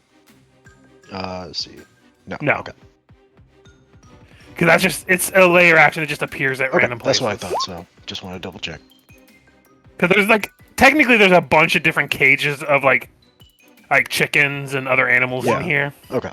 Nope, I'm good with that. Just wanted to make sure it qualified as a spawn rather than it moved into Ice storm radius. range. Okay. I have to roll for it, but he does have counter spell. I was trying to going to remember aim it out. I was going to aim it out away towards the. I know, but he sees you casting the spell and he's gonna try to counter spell it. Okay, counterspell it. Yeah, so give me 1 second. I try to remember how counter spell works because yours is technically a higher spell level. I think you just point the wands at each other, and there's like a spark in the middle, and you like. Yeah, like we have raised the hit, and we try and let me just click the spell. Constipation faces to make our Basically- radio harder. Anything If DC is over equal 10 plus the spell level, you have to make a caster ability check. Gotcha. So I'm looking for a 14. Okay. No matter what I do, the advantage will not turn off on this character. That's so annoying. Mhm. So we're just going to have to deal with it. Anyway, 18, you are counterspelled, Norm. Oof. He loses the casting. Yep. You lose the spell, and you don't have to roll for your wild magic or anything, but... Is it not a toggle at the top of the sheet, Richard, for the advantage? It was, and I put that on, and it didn't work, and I tried to go into the query advantage, where it's supposed to have a pop-up, and it won't do that Something's either. probably broken, then. Roll 20. Anyway, at the end of Norm's action, he's going to move up to his speed, so he stands up as half his movement, and it's basically just to be able to move here. And this doesn't provoke, by the way. This is just his legendary action, and he gets to make a vicious mockery of. He is going to target Board. So I need you to. Damn, bro. I like to think his vicious mockery is him standing behind him, going, "Look, I'm important. I'm a ringmaster again." So no, what he says as he points to Board. He's like, I only agreed to let you into this goddamn college. I thought you wouldn't do anything. You're useless. How the fuck did you catch the fucking janitor? And I would like you to make a wisdom saving throw. Okay. Oh, is it on Board? I thought it was on Yes. Norm. Okay. So you take 10 points of psychic damage, and you have disadvantage on your next attack roll. Oh, man. How much damage was that? 10? 10. Alright. And it's psychic damage, so you don't reduce it from Yep, your I did. rage.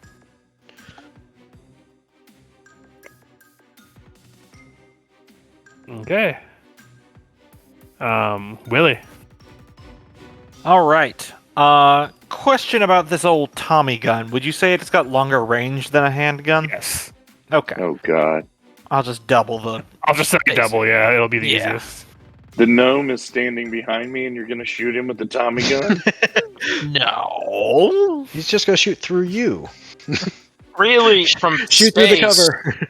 No, everyone's standing behind everyone, so... So I'm going to bonus action insightful fighting the fire elemental on the left. So he can roll his deception as I roll. Oof. Terrible insight. Deception, is that charisma based, right? Yeah. 3. 3! Excellent. So I can add my sneak attack to this. So give me a second here. And basically, as an action, you get multi-attack. So even if you miss the first time, you get a second shot. Mm-hmm.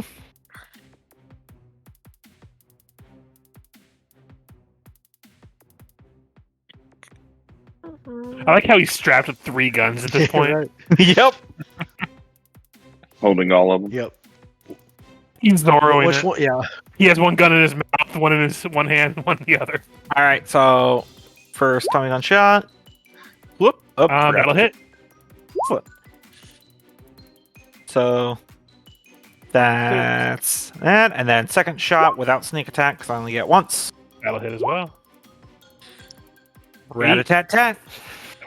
That fire elemental is already starting to wobble. Mm-hmm.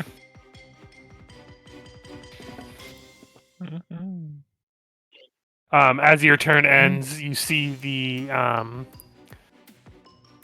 Figgle Fizz be like, "How did you do anything right? I literally went and found the worst detective I could find in all of the history of this university being hiring anybody.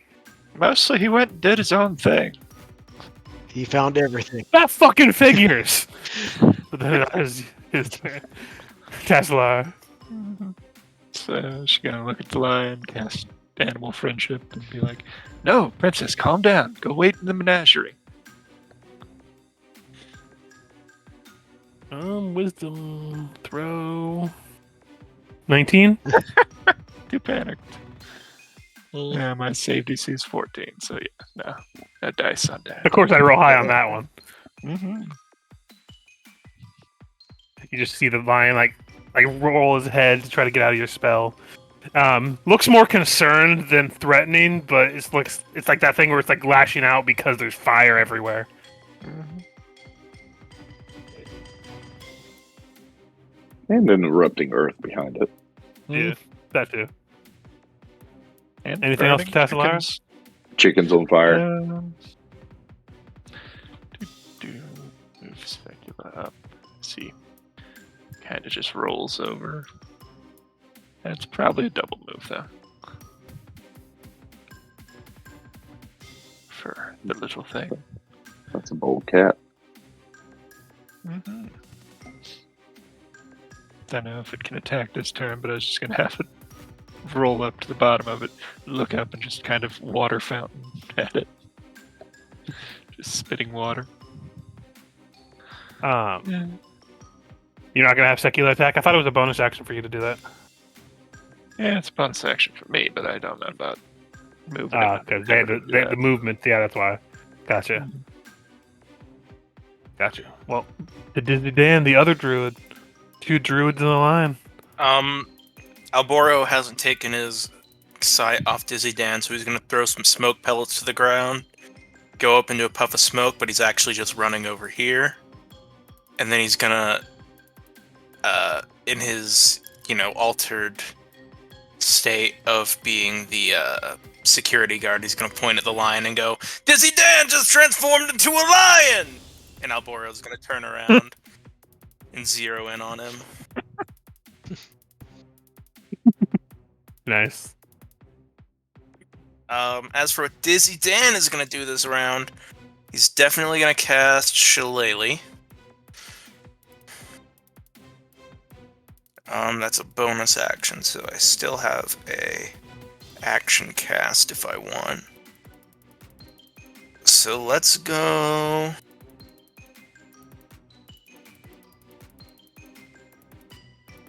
I'm thinking. Yeah, let's just go. What is plant growth entangle? I'm just putting this to see. Plant growth. Plays 5e. We did a whole game of it, but I didn't do that much casting. I had a couple spills. Well, you're basically a whole different spell slots selection, so. I should have cast move up a little bit. So I will say, druid spells are distinctly unique with 5e compared to the other, like sorcerer wizard list. Like that's kind of par for the course. Same with like warlock; it's pretty similar. Cleric is what you expect. Everything else is kind of just a mixture of all those, and then you have druids that are just like plants everywhere, and a phone. So while you're deciding, let me hit that.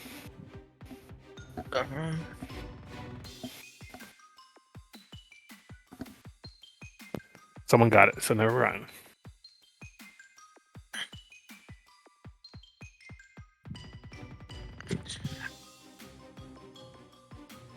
No, that's not gonna work. Okay, I'll just do a fairy fire then.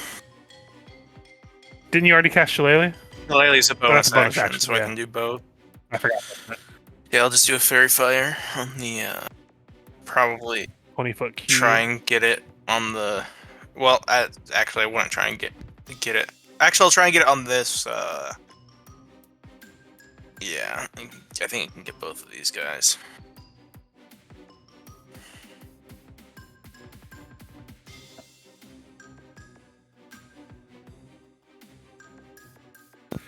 Sorry, my wife came in and was asking me something. So sorry, what were you saying? The lion and the left.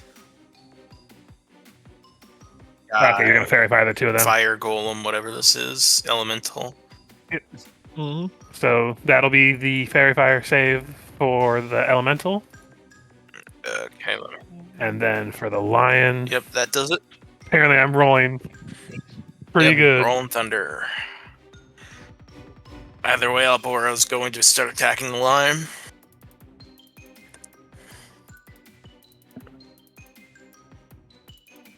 Goes up here, and he's gonna hit him with a gore. That'll hit. For 9 piercing damage. 9. Gotcha. Well, the lion's gonna go now. It's going to make a bite and a claw against the bull.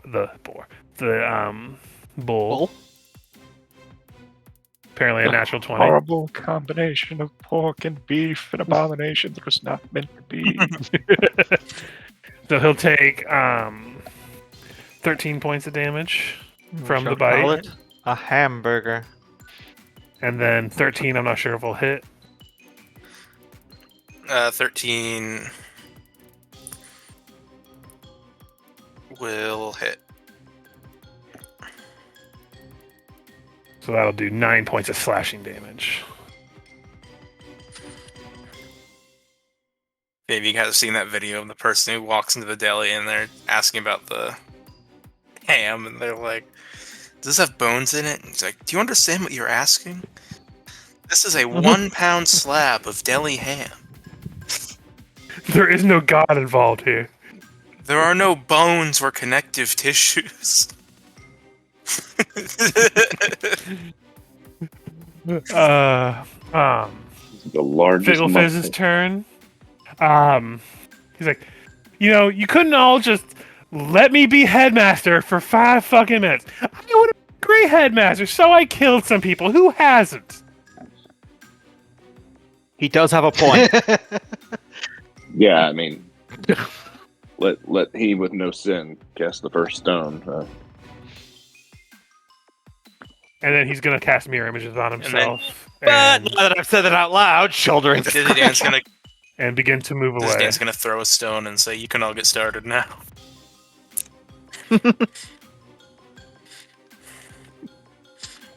Fire elementals. One's just gonna make their way to Dizzy Dan. The other one's going to probably swing a board. So first one, 2 attacks against Dizzy Dan. 12 will probably miss, Yep. I assume. 15. 15 is going to hit. 7 points of fire damage. If the target is a creature or a flammable object, it ignites.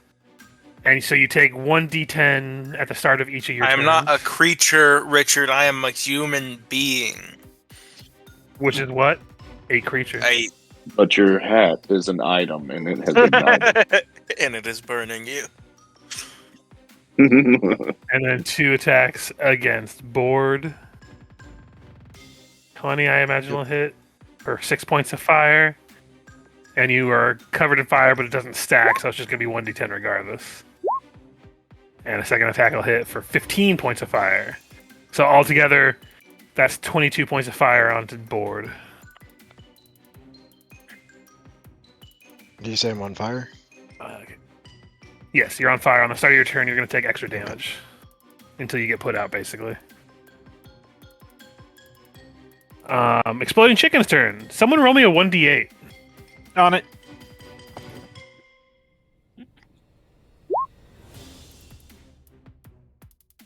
That's a good number. Well, it runs straight into board and explodes. I need a Nice. dexterity saving throw. What's from his board. first fucking decree at Headmaster to start force feeding chickens gunpowder? What was Right. Well, no, they're caught on fire because you summoned fire Those elementals. danger They got sense those- apply? I mean, Yes. wouldn't you? They've got the. Look, when you have beasts, fire, and chickens, it's going to be a bad.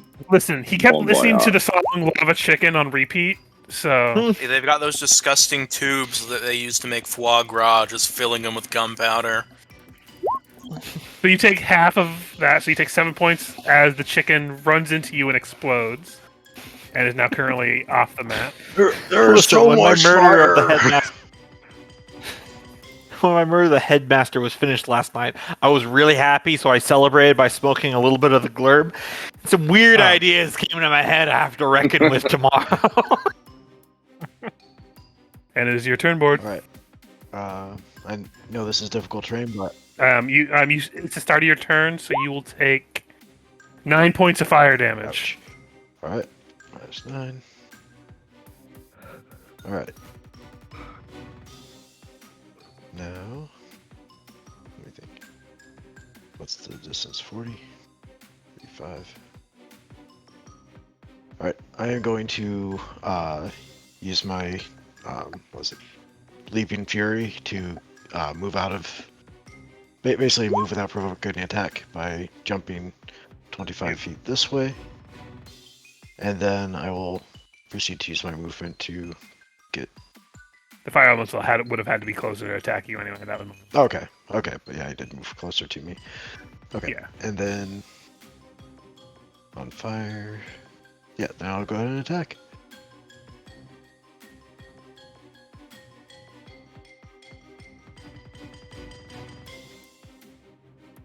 Disadvantage for the first one. Mm-hmm. Ooh, Yep, manages to swing wide. do you have your? Board just casually performs an Olympic level long jump. yeah. It has mirror images up, but that wouldn't have been enough to pop one Right. of them. 'Cause- Was there anything for critical failing? Yes, let me bring it up real quick. Where is it? 25 feet is crazy. Yeah. Roll me at 1d20. D20. Yes.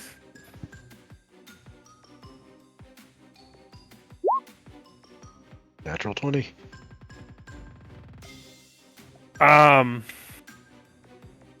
You just hear a disembodied voice, like, "You suck," as a ghostly ringmaster appears in the sky and chastises you loudly. So for the next minute, you have disadvantage on all charisma checks. Okay. But for the fight itself, it's not really going to affect it. All right. Second attack is normal. Yep. 17. 17 will hit. You know, Roll me. I have to roll a 1d20 to see if it pops an image. So before you roll damage. you know how much of a 3. disappointment you have to be for your dad to be disappointed in you in the circus nation. Okay, he did not roll higher, so he will take this damage. 13 damage. 13.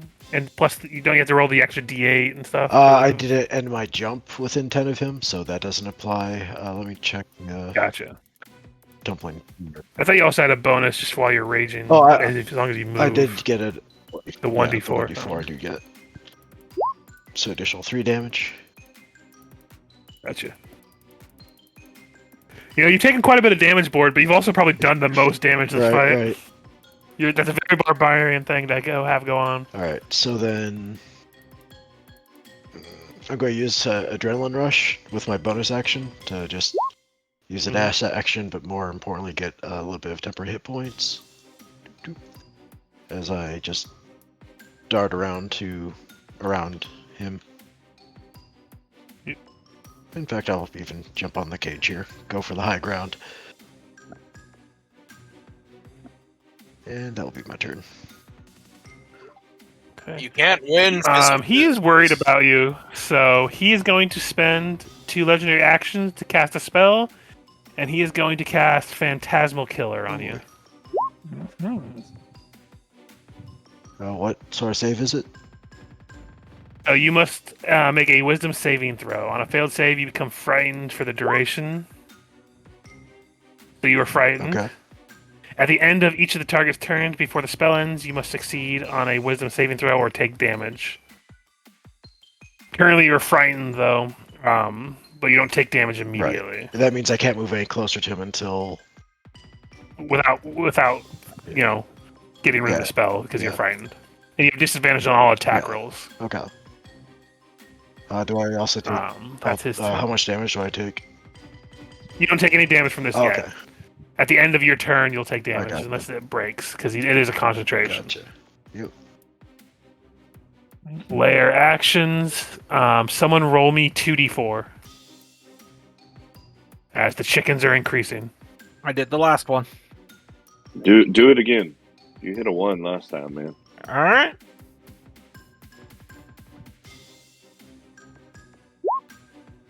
Oh, yep.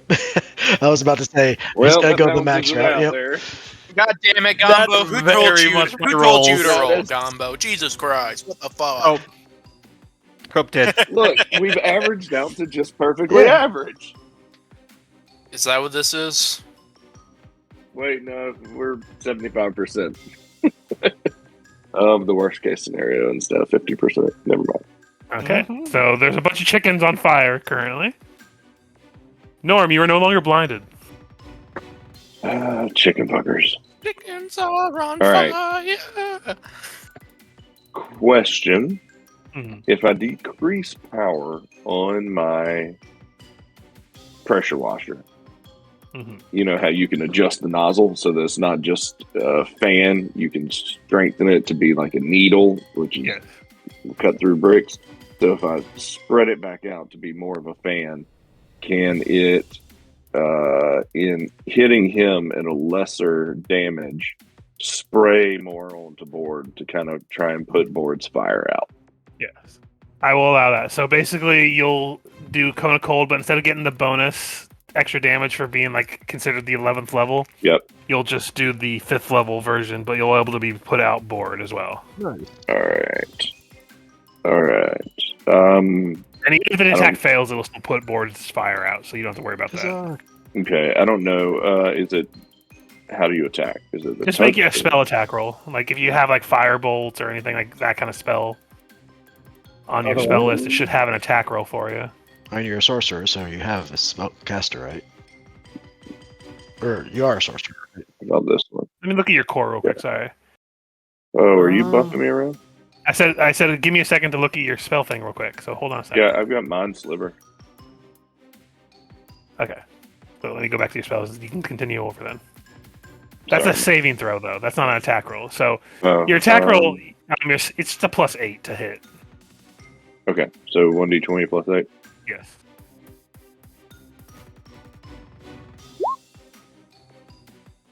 $25 would hit. Let me see if his mirror image takes it. It still does not. So, go ahead and roll the damage. Board your fires out, and I have to have a con save. And you said it was Four. 2d8 damage? Yes. Alright, I'm just going to add Cone of Cold on my spell list. Well, it'd be Ray of Frost. Ray of Frost, okay. Okay, he does save, so he does still have the spell active, but he does take the 8 damage. Okay. At the end of your action, he is going to use his last legendary action to move up to 30 feet. He is going to... God, he doesn't really have many places to go. He is just going to go to here and try to get a little bit of distance from board. And he's going to cast Vicious Mockery on Norm. And he looks over at Norm and he's like, I vouched for you and helped get you a job here, and you betray me by trying to arrest me after I did a little bit of murder. How fucking dare Do I you? get an attack of opportunity, by the way? He doesn't. He blocks it from normal movement. Do you have Sentinel? No. Then no, you wouldn't get an attack of opportunity because it specifically says it acts as the disengage. Okay. Yeah. Okay. Just want to make sure it qualified as disengage. So I need a wisdom saving throw from Norm, or you're going to take Very 3d4. rude. My impressive resume is the reason why I got this job, and Your resume is shit. You don't know how to clean for garbage. I hate you. That's because he's a headmaster, not a janitor. That is a failure, so you will take 5 points of psychic damage, and you have disadvantage on your next attack roll. But it is Willie J. Cox's turn. All right. I'm going to fire another shot at the fire elemental. Go for Still it. have my insightful fighting on him. That'll hit. Knocks this fire elemental, and it just goes up in a poof of smoke. All right. I am then going to turn my Tommy gun onto Do Fizzlewick. something about all these chickens. I am sticking to my plan. 18? Don't worry 18 about will the hit. chickens. Let me roll a d20 to see if he avoids it. They never attack. He is able to avoid it as it pops an image. Gotcha. I would then like to step back into the shadow of these bleachers and bonus action hide. Go for it. Ba-ba-ba. Yeah! Flaming chickens won't find me now! Bad news for you. They just go in a random direction. Yeah, they just run like a grenade drop. Well, I think I solved that problem. And that's what matters. Mm-hmm. So, I have an idea. First off, gonna do. First off, want to do.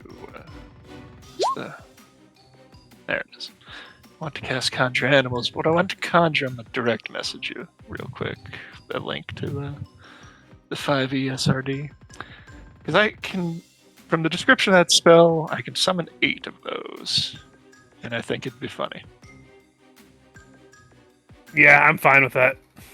Alright. So, Let me Tess find a token kind real of quick. throws up her hands and starts chittering.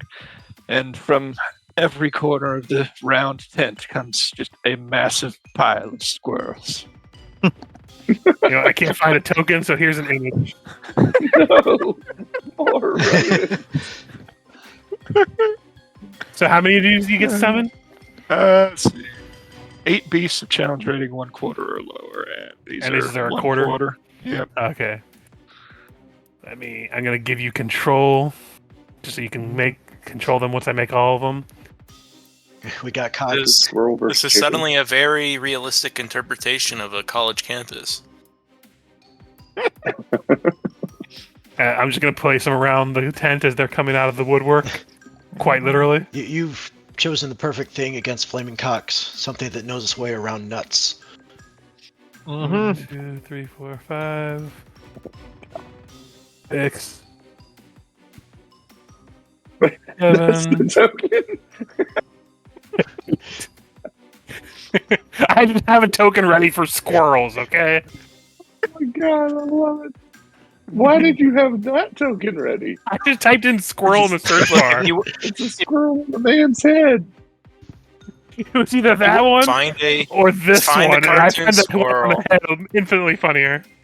put it into the token, download that picture, put it into the token maker, move it into the frame of the token, download the token, delete all the junk you just downloaded onto your computer, port it into Roll20, wait for Roll20 to load it, which can take a minute sometimes.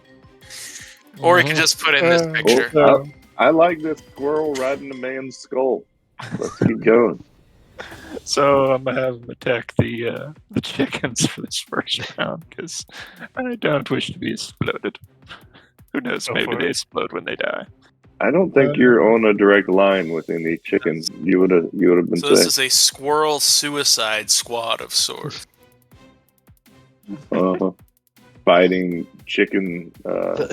It's a SWAT team What is where it? the first letter means squirrel. So these things do have a fairly low hit point threshold, but there is a chance that some of these chickens will survive the onslaught of squirrels. Squirrels with anger therapy. Especially if it's a pile of squirrels that only got a 3. So anything above a 10 hits. So Squirrels without. There we go. Great minds collaborating right there. Someone write this down. that's 1, 2, 3, 4, 5 hits. One chicken gets destroyed, so I'll let you choose which chicken gets blown up. Okay, Wait, no, so sorry. 2 chickens get killed. the 10 and Definitely the nine. one below board. At 2, and he's If I blowing just up. go clockwise. Well, if this is anything the like 22 Zelda, to we're hit fucked would have been now. that one, and the 20 to hit would have been that one. So So I'm just gonna start stacking chickens over here. Squirrels. Question is, does the squirrel survive the explosion? Yes, because they're not actually exploding. They're basically they're squirrel swarms technically. So they're just dogpiling a bunch of squirrels on these chickens, and when they leave, the chickens are just bones. They got some fried chicken and moved on. that's why I'll say the little water stream coming out of him stops for a second, and then a fish head pops out his mouth and rockets towards the fire elemental. What is that creature? Nobody Whatever knows. it needs to be. Just a trout smacks the fire elemental in the back of the head. Does that count as water damage? Missile damage. If Rick wants. Gotcha. Okay, I think that's Tassalara's turn. As Dizzy Dan, this room is just chaos. Squirrels, chickens, fire elementals, a lion, a boar, a bull. Plus, just chaos. All right, I'm gonna walk through those cindering flames and go. I'm gonna beat the shit out of you, and then bonk him on the head a couple. When did you learn how to fight? You were the laziest fucking security guard I've ever met. What happens when you don't fingerprint your new hires?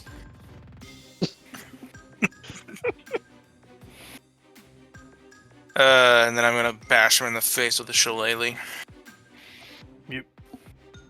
It does have elemental on. It does have. Yeah. That'll hit. Let me see if it'll actually hit because of mirror images.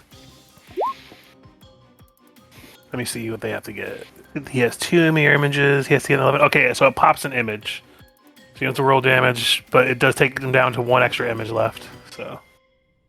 Hey, look at that. It's 50-50 now. Okay. Alboro, he's going to continue fighting this up. That'll hit. 14, 420 piercing. That lion just goes right down. Shit. And it just gets gored by this bull. Damn, 20 damage. That was near max. It was max -1. Well, it doesn't get a turn anymore because it is fucking dead, son. And Alboro is the max level you can summon with the Conjure Animal spell.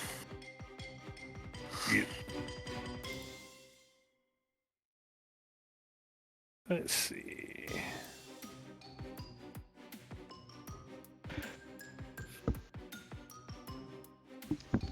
At least at this level. I haven't looked at it in a minute, but it's 2. It's 2.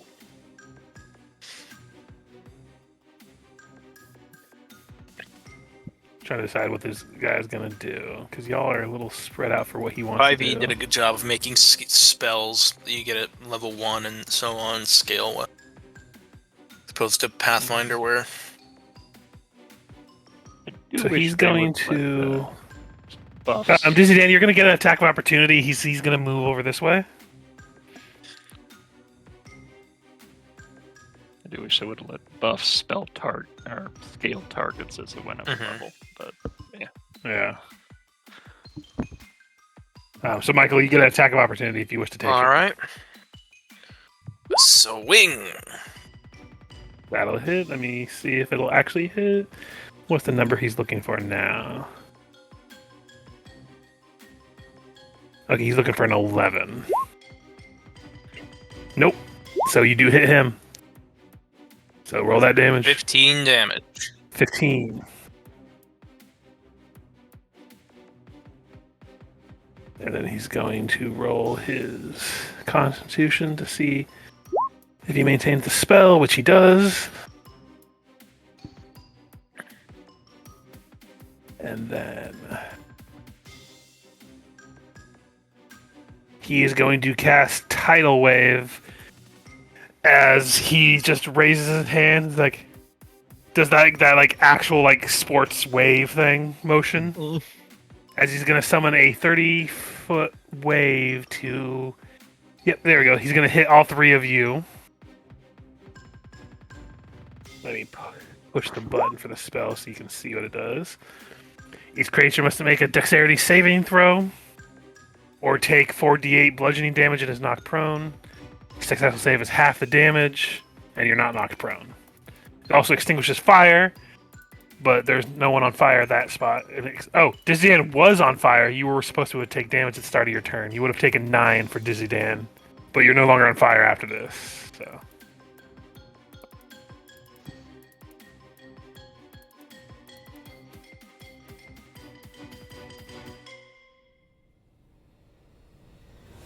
That doesn't play at all here, does it? Nope. Silvery Barbs, because he didn't have to do anything. Yeah, because you didn't have to make a roll.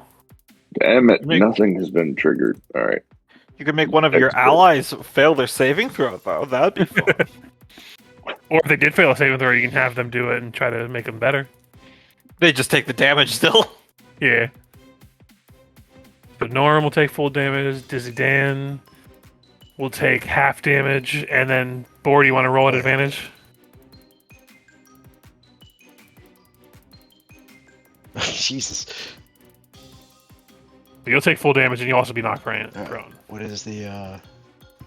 So you'll take 18 points of damage for Norm and Board, 9 for Dizzy Dan, and Norm and Board are knocked prone. Right.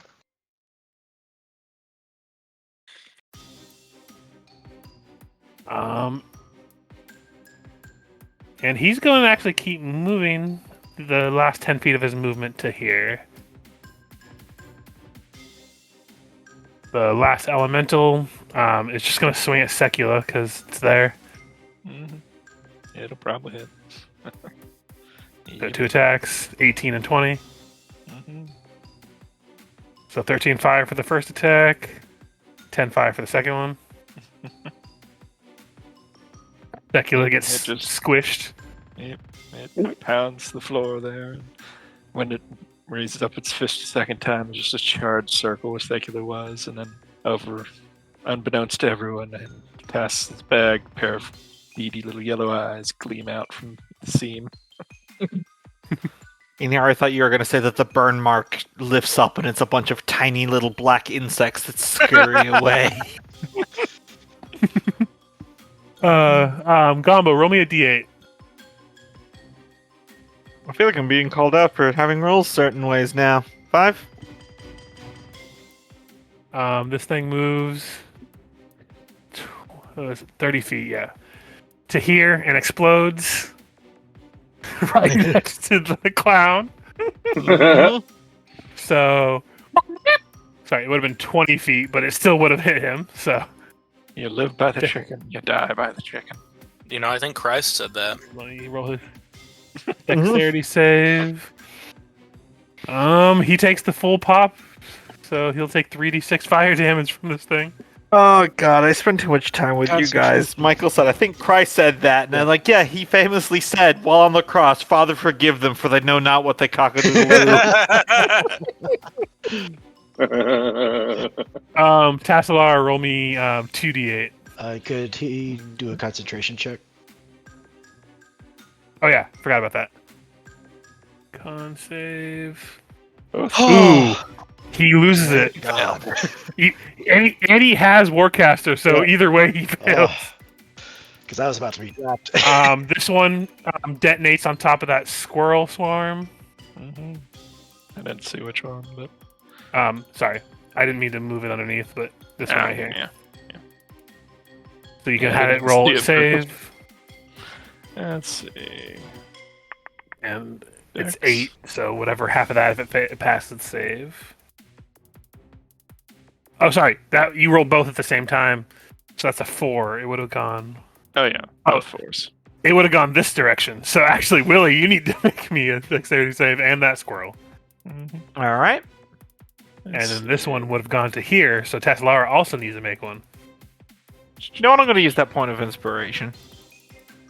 Flat dex for that then. There we go. 22. And then mine is... Oh, keep in mind I have evasion, so if I succeed, I don't take half damage. So you'll take no damage, Willie. Mm-hmm. Tassalara. Because the chicken couldn't find me. It ran through, and I was just clinging to the bottom of the bleachers like a house cat. So yeah, the squirrel next to Willie will take 8. Tassalara, you save, so you'll take half of this one. So take 5 points. Board, roll me 2d8 as well. Because we still have more chickens to go through. 2d8. Oof. Low. Okay, so 5. This one explodes right next to the squirrel here. Because it runs right into it. You said 2d8, right? Yes. Some undexterous You already rolled piles of 2d8 already, squirrels. so. This one explodes next to the squirrel here. There are 9 points if it fails. And I'll just roll the last one. 6. We'll move 20 feet this direction, and Alboronu and Tassalara need to make dexterity saves against this one. No leg. 9 points, or halved if it passes the save. So, Michael, if you didn't hear me, dexterity save for Alboro.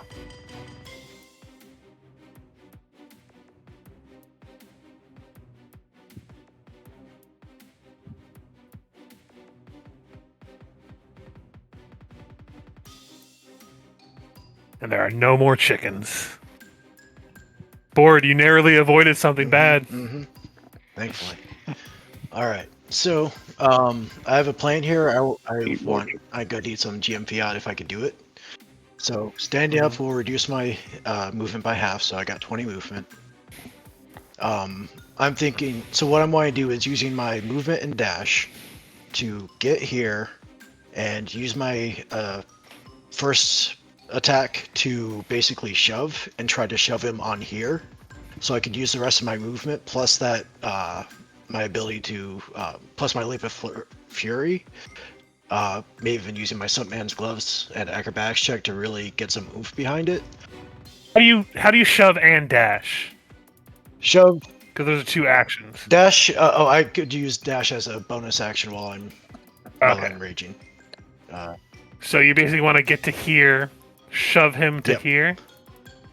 And that'll be. So that'll be 25 feet. And then shoving him and then there. treat this and then as you an have improvised weapon where I would use my second attack to basically jump, Launch launch him him up, up. and deal whatever damage you feel. And if I could, But yeah, if the shove action succeeds, I will allow that, and then the damage will be based on how good your strength Right. is on the seesaw. sounds good to me. So first, you'll move down there and make a shove Yep. action.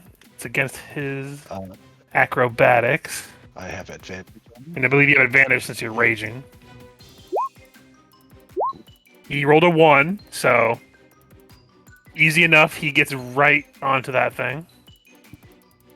And then, with the rest of my movement, and plus the ability to jump as high as I can, and I would, to add a little bit more to it, use my Stuntman's Gauntlets to create an anchor point. So basically, instead of jumping, so basically, here, let me post the text real quick.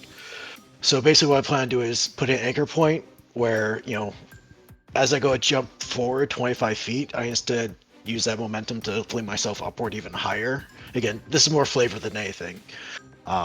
To basically do that sort of performance and just launch myself really high before putting all my weight I can right down on the other end. Yeah. So for flavor, that's yeah. yes, but it's not going to aid anything That's fine. mechanically because it's normally an action to activate them. No, purely for flavor. So Can I flavor say- wise, that's completely Okay. fine. As he's doing this and seeing him, knowing Board for a long time, knowing what he's doing, can I sacrifice my turn to cast Enlarge on him as he goes up into the air? You know what? Yes, I will allow that. Nice. But you will have to roll on the wild magic as well to do it. Okay. You know what? Yes. Go ahead. do that how I said. Right, there's enlarge or reduce. So yeah, basically, just extra everything. 1d4 extra on strength things and everything else. So it's very much not only am I landing up, I'm also bringing the hammer down. Basically like the carnival game. So it's putting everything I can. So your effect is Trickster's Trick. You cause an item of yours to appear in a ridiculous location, like your shoe or floating in the air. You also have an advantage on your next sleight of hand check, which is good for you, I guess. So what random item of Norm's just goes haywire into a random position as Board's doing this?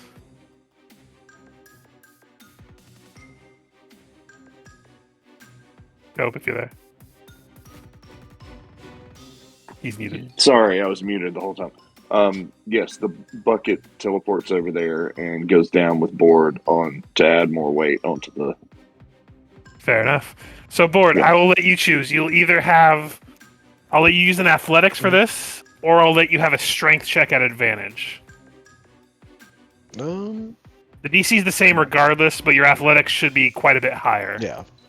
And you get advantage on But you have athletics. advantage on the I'll strength. go the advantage route. Go for it then. Mm. 10. Does he get to add the 1d4 from the enlarge? Give me a second.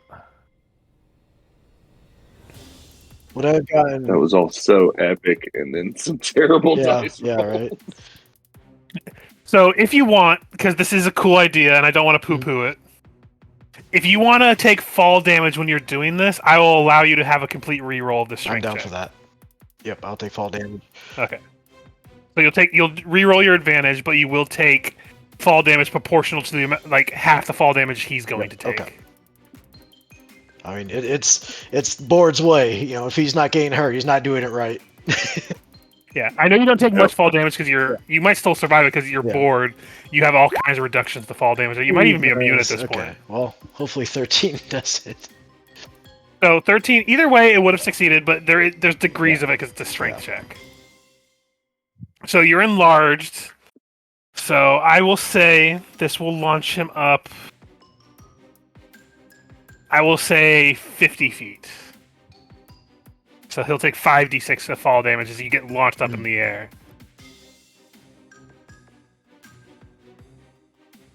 So he'll take 22. You'll take 11, reduced by whatever you have for I'll take being 5. resistant or immune to most fall So I'll take damage. 5, which is reduced to 3 since I used the dash action to the adrenaline rush as my Yep. to get a little bit of temporary hit points. Yeah, and as he's going through the air, he's like, "God damn it, I hate all these students!" And he just like crashes on the ground and does that thing where he hits right on his back, and he's like knocked the wind out. He's like, but he is still up. I can do this all day. I think that'd be my full turn. At the end of your turn, he is going to stand up from this fall, looking very haggard and kind of like wobbling on his little knees. He points at you, Board, and he's like, "If I've ever seen an F student, it's you." And he's going to use vicious mockery on you. So, wisdom saving throw.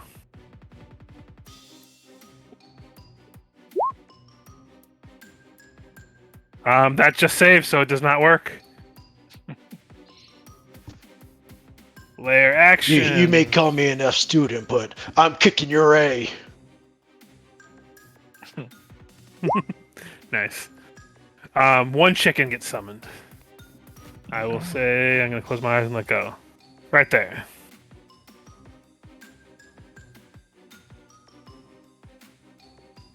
Norm. I sacrificed to move out of turn, but Yep, can you I make did, you board did say that. large? Oh yeah, you might make me Yep. large. Yes.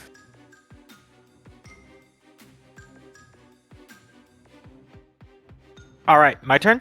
Yep. All right. I'm still stealthed until the end Yep. of this turn, but I'm going to move and then bonus action dash to get right up here next to him. Mm-hmm. and I'm gonna put the Tommy gun to the back of his head as he pulls himself up, because stealthy. Told you the first day we met there was a punchline coming, and now I'm gonna fire it twice with advantage. Yep. Let's see if I whiff this. Oh, Jesus. First one would hit. Let me do the D20 for the mirror image. Nope.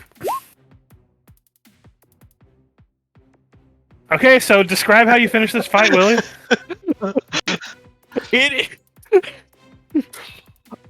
Yeah, so it's literally just, he stands back up, he calls board an F student, and then he just feels something press in the back of his skull. The camera, like, pans over and, like, de-blurs, and there's a full black and white detective with a Tommy gun to the back of his head, and says, I told you when we first met, this case had a punchline coming. And then it's amazingly uncomedic how it just domes him in the back of the skull with a bullet.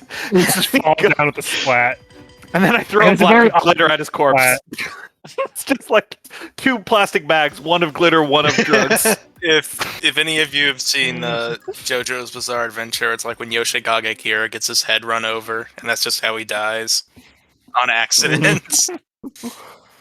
That's the serial killer one, right? Yeah, there's like a whole big anime fight before, and he's still alive at the end of it, and then he ends up dying by the ambulance driver. It's a whole thing. He doesn't notice him, and he runs over his head.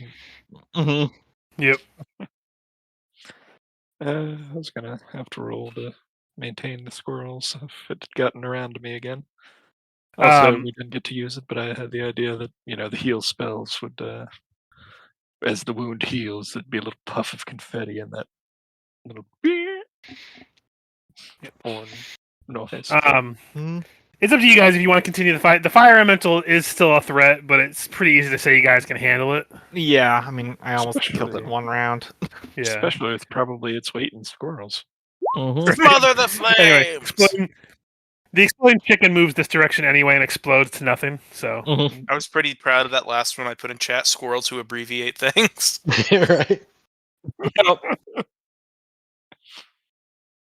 What? Squirrels with accurate targeting, squirrels with aggressive tactics, squirrels with arbitrary temperament, and squirrels who abbreviate things all for SWAT.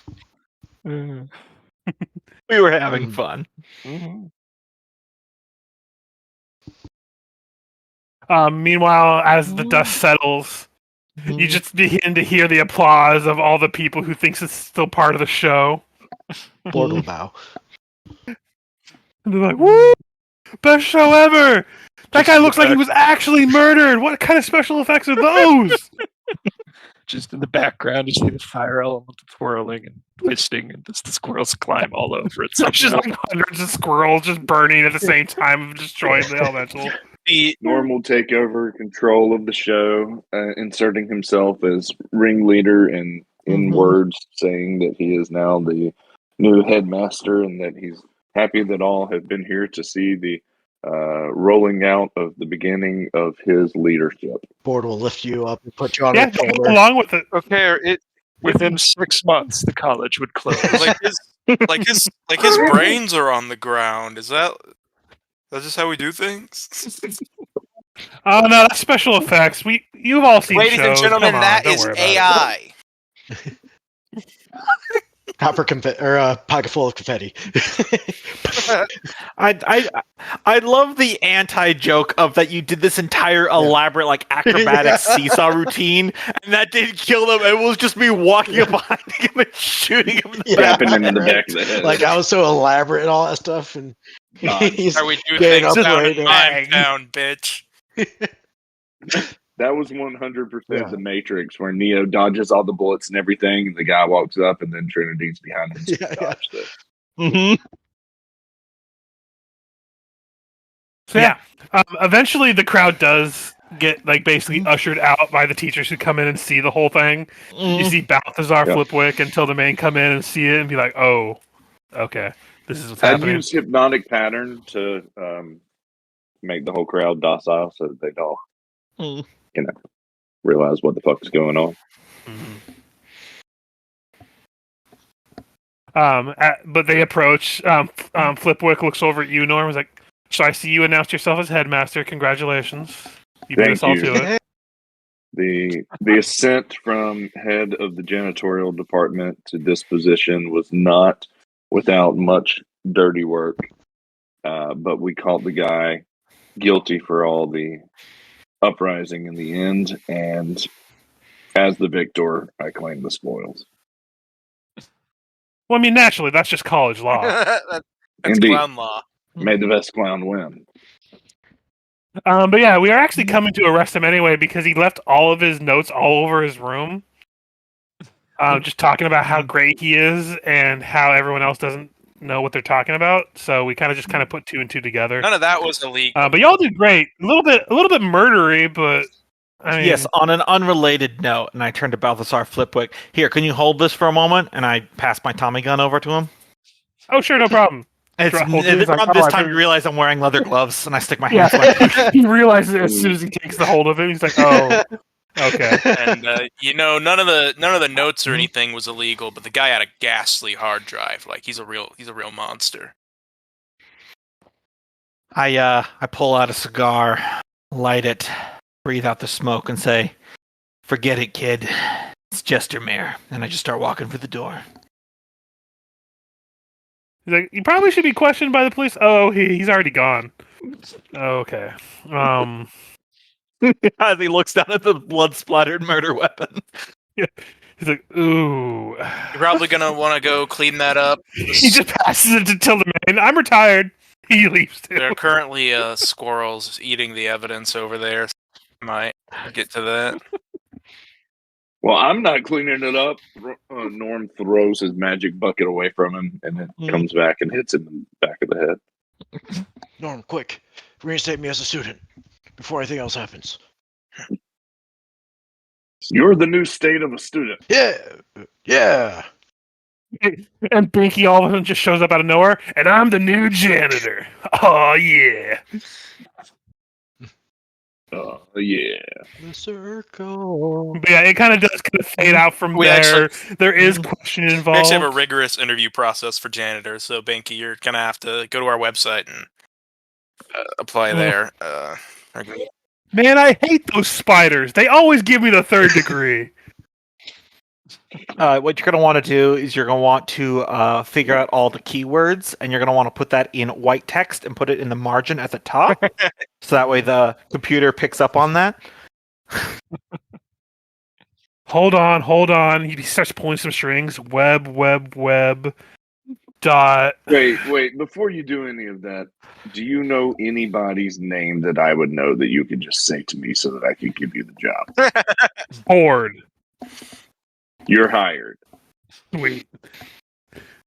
I love nepotism. High five. He just holds his hand out the Portable high board. five, yeah.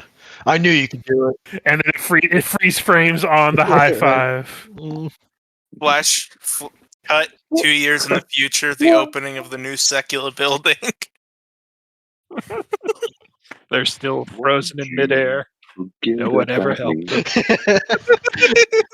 They just become a new permanent fixture. Two orcs high five in the middle of the ring. It just becomes a commemorative statue of the event. So I'm gonna let you guys decide exactly what happens with your characters post game. I'll let you guys narrate exactly what happens for your characters. You can make up anything. So. Oh, I'm going to go last. Definitely go last. I already know what I'm going to do. Forget about me. So who wants to go first for the monologue of what happens post investigation? Because there was investigations and they want to charge you, but at the same time, Norm announced that he's the new headmaster and there was no wrongdoings here, so they just kind of let it go. The cops are very Johnny bad. Law brought his ugly head to investigate Dizzy Dan again. He has to mosey on out of Jestermere to greener pastures. Of course, all the while being chased by that pesky bull Al. Some say they found a way to get along and live in peace, but I know he's still out there, running from that dang old bull. He was last sighted in a trailer in Giggleburg. It's a very dark place.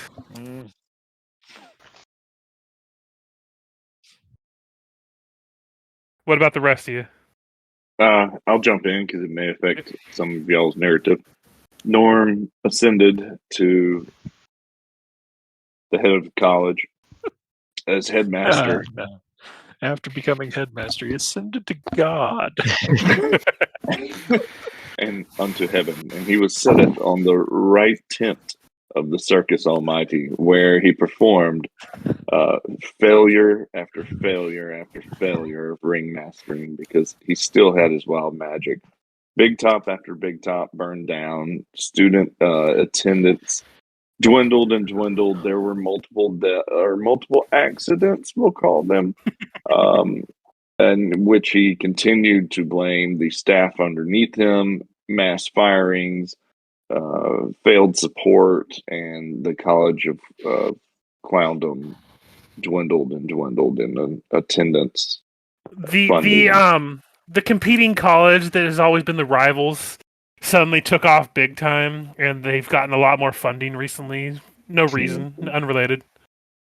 Completely unrelated. Y'all need to do better.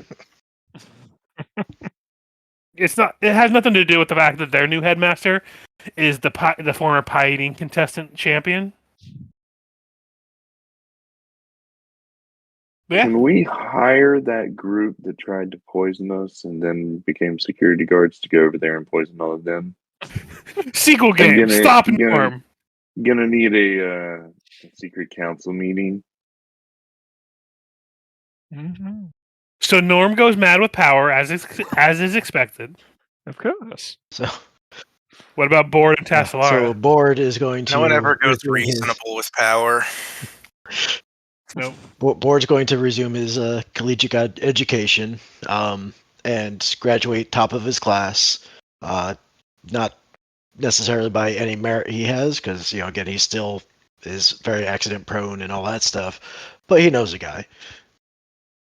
He also just literally climbed on top of the rest of the class. Yeah. So he's literally the top of the class. But also Norm's just max. Norm puts in final grade. You're the one that basically ensures I pass no matter how I get through college. But yeah, he's very much living like every day like that sort of college movie trope. Yep. Board. He's an Like athlete. the first day of the rest of our lives. Board is an athlete. His schedule is limited. You need to give him more time for these assignments. Come on. Man. Mm-hmm. What about Tassalara? Well, hold on. She managed to. Okay, if I can, real quick. Collateral damage is how this college was refounded. Yes, listen to the man. He just became the number one in his class. The other students quit, but that's okay. we're dragged off the field behind stretchers. He's number. Eventually, in the future, Norm would be found naked in a field with the big sign that says "You're fired" taped to his back. He's number 1 of 64. Look, I don't need any more votes. I'm number 1. No one else. Anyway, Tassalara, what do you do post It's a credits? gay. She manages to squeak out just enough credits to graduate before Norm causes the college to implode. It has a rather nice little veterinary career, complicated constantly by Secula's random and somewhat malicious destruction of random things like patient reports, sometimes patients. No, Secula, stop eating all the invisible cats. How are we going to not report this? Pretty easily, they're invisible. Oh, your cat ran I away? don't know. Boo-hoo. Here, make me out an invisible report. Mm-hmm. Did I put the music on for Willie J. Cox? Yes, just give me 1 second. This is how we finished with my prep here. systemically discriminate against those people, dude. Did we not get the gist of this? What people? The invisible? Well, people isn't the right word. People adjacent denizens. Let me know when you're ready, Gumbo. Second class Almost. citizens. Those who need to be removed forcefully from our colleges. Yeah, he was talking too much about Israel. It's fake.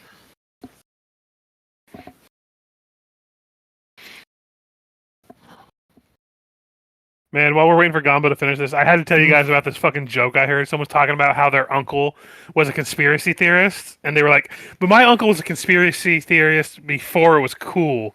And I was talking about how they were insistent, like, it was so weird, like I can't remember exactly what they said, but it was the same thing along the lines of, Bigfoot is secretly behind the Illuminati kind of attitude. Mhm. And He has an eternal war with Nessie. yeah, it was Bigfoot was there's the reason you don't see Bigfoot anymore is because they were all captured and sent to the moon during the moon landing, back in the day. And the comedian is like, because you see, even in the wildest imagination, my crazy uncle could not believe that the moon landing was fake.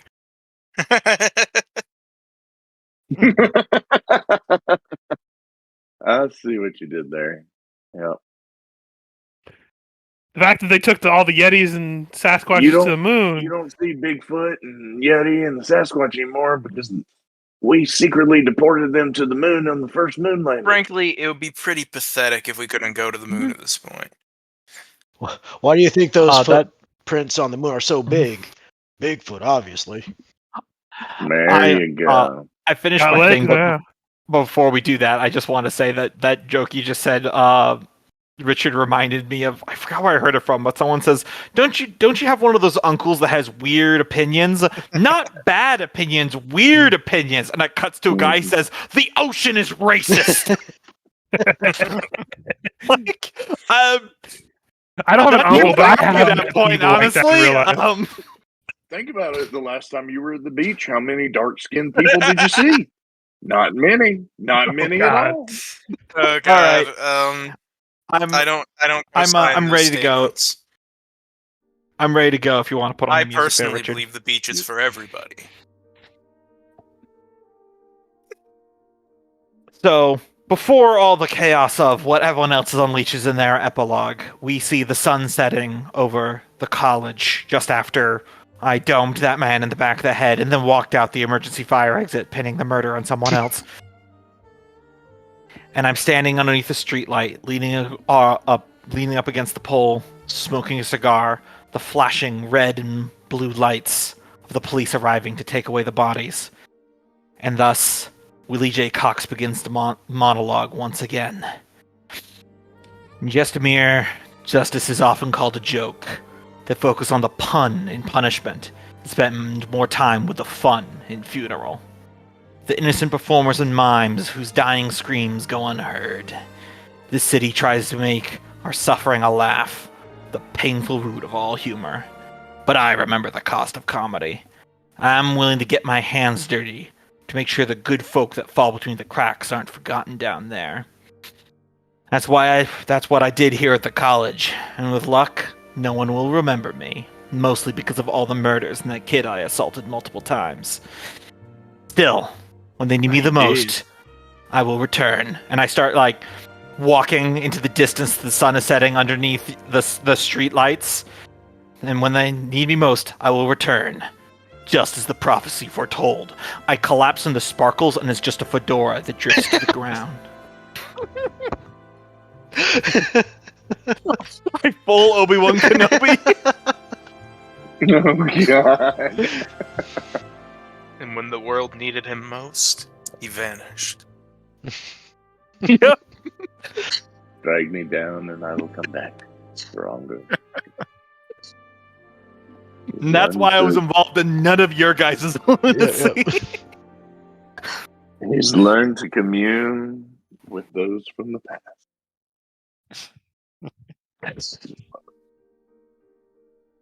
Yeah, So he good was game, everybody. Yep. Willie did actually come here from the past when it was all black and Some white. say God Yeah. sent him. And he was stuck into a Technicolor. So, I mean, like I said, it was a kind of a short campaign and a very silly one. But I hope you all had a good Had so time. much fun with Oh, it. very much so. It was fun. I did get a My favorite thing of it was how the mime thing just came out of just Yes. natural, back and forth. I also didn't he had a chance to call it out at the time earlier this session, but it's just kind of was a growing theme with the entire party with Willie J. Cox. Because at the start, everyone was like, so he's a detective, but he's kind of loony. And then by the end, Dizzy Dan's like, all right, really, if she doesn't tell us the thing, kill her. And I just Russian roulette instantly, just weaponizing the fact that he's a lunatic. It was good. I think- loved it. It I was think good.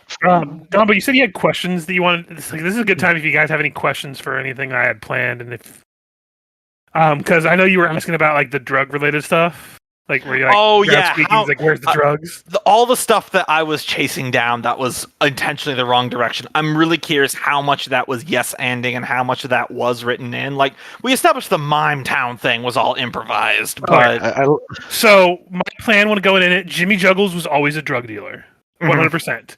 But I wrote in my Really? notes, the first person they question about the drugs is gonna be the one that's buying the drugs from Jimmy Juggles. okay. And you just happened to choose Squeaky first, Mhm.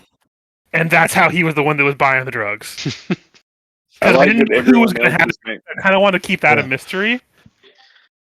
And it just happened to just flow like that, and I thought that was perfect. I like that implies that every single student at the college yeah. is buying from the same. Oh, yeah, it's a college.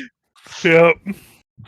It's a college. Everyone's buying Hey, drugs. it's a college. Well, No, the thing is, I had written anybody. So if you had questioned a faculty member, they would have been buying from Jimmy Juggles as well. That's a good point because under NPCs, next to everyone's name, you have their faculty position or student, and then next to Squeaky, you have dead. Squeaky died because he was just like in the wrong place at the wrong time. Squeak is last I small. basically did that. I was like, okay, whoever the NPC is that they act with the most that isn't one of the villains is going to end up dead at this point. And he was the one that you guys had all interacted with the most. All right. Behind the actual two murders that we were first asked to investigate, who actually did each one? Because we didn't really clarify that. We just had a lot of evidence. Okay, so a lot of good. the unicycle evidence. trap. They were both done by Figglefizz, regardless. Oh, The janitor was just assisting him doing those. oh. The janitor just Alpha. wanted the glitter to stop, and he was willing to work with him, and he was just kind of stupid and crazy, so he was willing to go along with everything. If you had found out the information about it, the unicycle trap was done because the guy disagreed with Figglefizz about how some of his performances in the day back in the day were lackluster. He's basically just calling his teacher shit, and Figglefizz did not like that. This is again. The exploding seltzer bottle was similar, where he wasn't just calling him out on his old practices. He was saying that he didn't think that he was basically implying that Figglefizz's clownery and buffoonery was old school and doesn't apply to modern day comedy. And who was he that just that said decided to that? Those were the students that were the part of those two. The There were- students because that both- died. Yeah, the two that died. Got it. The murders that happened during the campaign, during the pie eating contest one, he was literally just trying to kill the person who had upstaged him originally, the pie eating champion. That was really the only murder I think that happened outside of, or a murder attempt that happened outside of the very end part. How did he get the headmaster? He just went in there and killed him. Just Yeah, he just went in there with a knife, stabbed him, and cut off his head, so he couldn't be spoken with dead or jeez, anything. Okay. So he was trying to not get ratted out immediately, but you guys had already had an assumption at that point. Here, I thought he gave him an exploding cigar. Going back, and this is me learning from you guys how you DM. Going back to the two who died, how could we have found out what they had said to Figglefizz that made him kill them? Like You didn't what? really focus on finding out too much about their friends We and really family. didn't. Okay. If you had investigated more of them and asked questions, you could have found that out. There was like a list of things that they could have like told you. Got it. And I don't think we ever really investigated Fickle Fizz. Not really. You kind of just stumbled your way through. Honestly, Willie J. Cox, for all his blundering, he did more investigating than anybody, which is fitting. He did. Yeah, my entire thing is that because I like mysteries and trying to figure them out is just in my head. Whenever I've got a good lead, I'm like, all right, I need to do the exact opposite thing.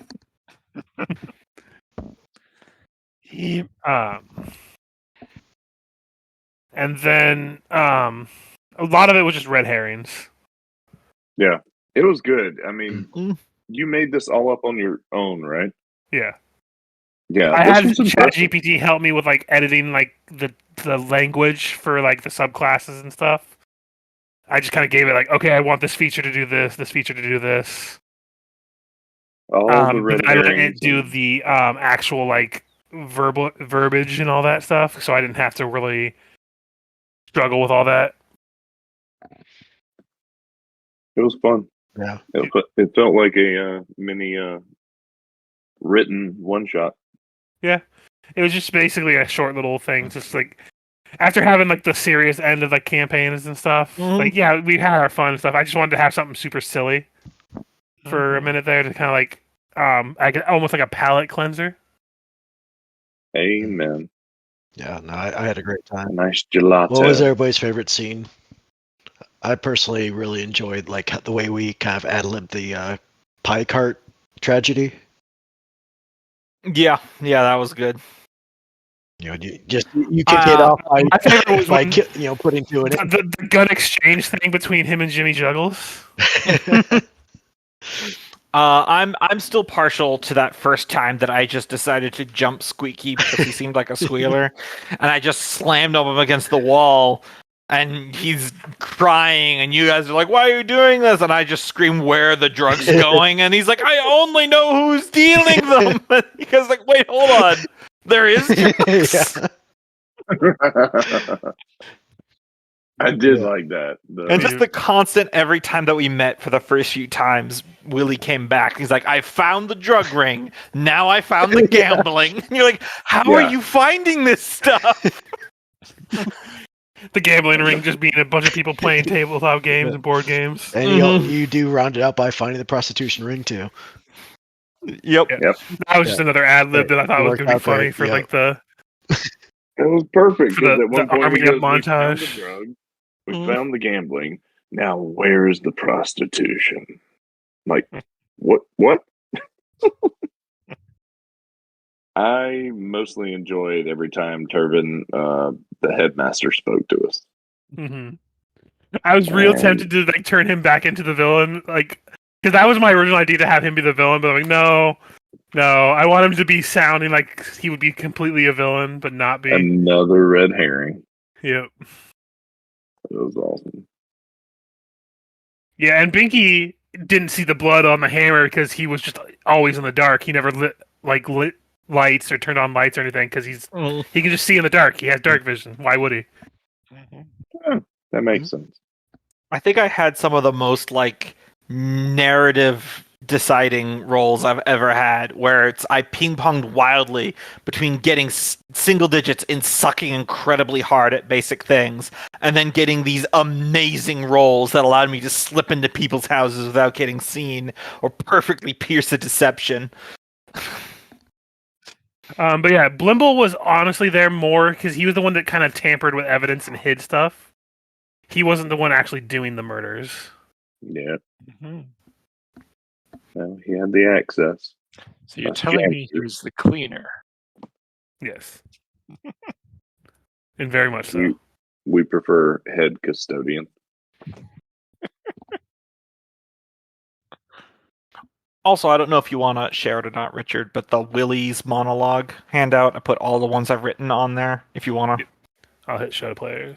I'm sure there's a bajillion typos in there, because I just took it directly from my notes. But one thing you guys didn't investigate, or didn't get high enough on investigations when you were in the areas where they happened, whenever there was a murder scene, there was a very particular pie splat marking nearby. that supposed to represent Ficklefish being humiliated at the pie eating contest by losing. Which the whole thing is supposed to be absurd, because how is a tiny little gnome supposed to win a pie eating contest? And that's the whole point. He's like, he never would have won. He just took it to heart and got really bitter about it.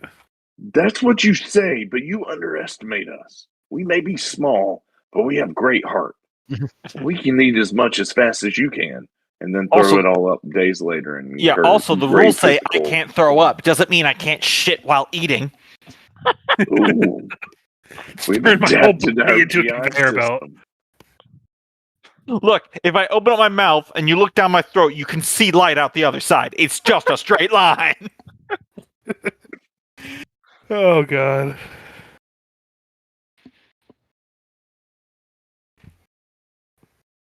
That was fun stuff.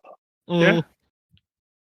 Glad you all enjoyed it. I almost wouldn't even mind bumping along a silly side one next to the serious one. But I guess we'll never. It would be 65 years before we'd ever complete our goal. Oh yeah. Yeah. And this world isn't nearly fleshed out enough to make an actual game of anyway. This is literally just supposed to be like all kind of confined to the college. Mm-hmm. I guess I meant like one shots 1 week, and then the serious Yeah. campaign, and then one shot. Yeah, But I know what you're that'd talking be about. Like having like a lot of small work. things in between, like the big thing that's going on. Yeah. The only issue with that is you kind of run into the time where, like, not you run out of ideas. The amount of planning that goes into running I was a about to different say, that's game a lot of work on you guys. Yeah. versus like, if you're planning for a full campaign, it actually sounds like less work than planning like 15 one-shots. Yeah, especially if you're doing Mhm. stuff with like pre-made characters and everything like that. Yeah. So next game is Shadow Run. Second Darkness. Second Darkness, Pathfinder, yeah. Second Darkness. Because I think Curse. the next 2 weeks we're not going to be able to really do our games because Yeah. someone's going to be gone both of those 2 weeks, I believe. Yes, I am I would gone the actually next 2 lean weeks. towards Curse so that we don't get like 2 or 3 months between its Yeah. sessions. Oh, yeah, the next Yeah. session should be Curse regardless. Yeah. Yes. But the next game we're starting in conjunction with Curse is going to be Second Yeah. Darkness. Yes.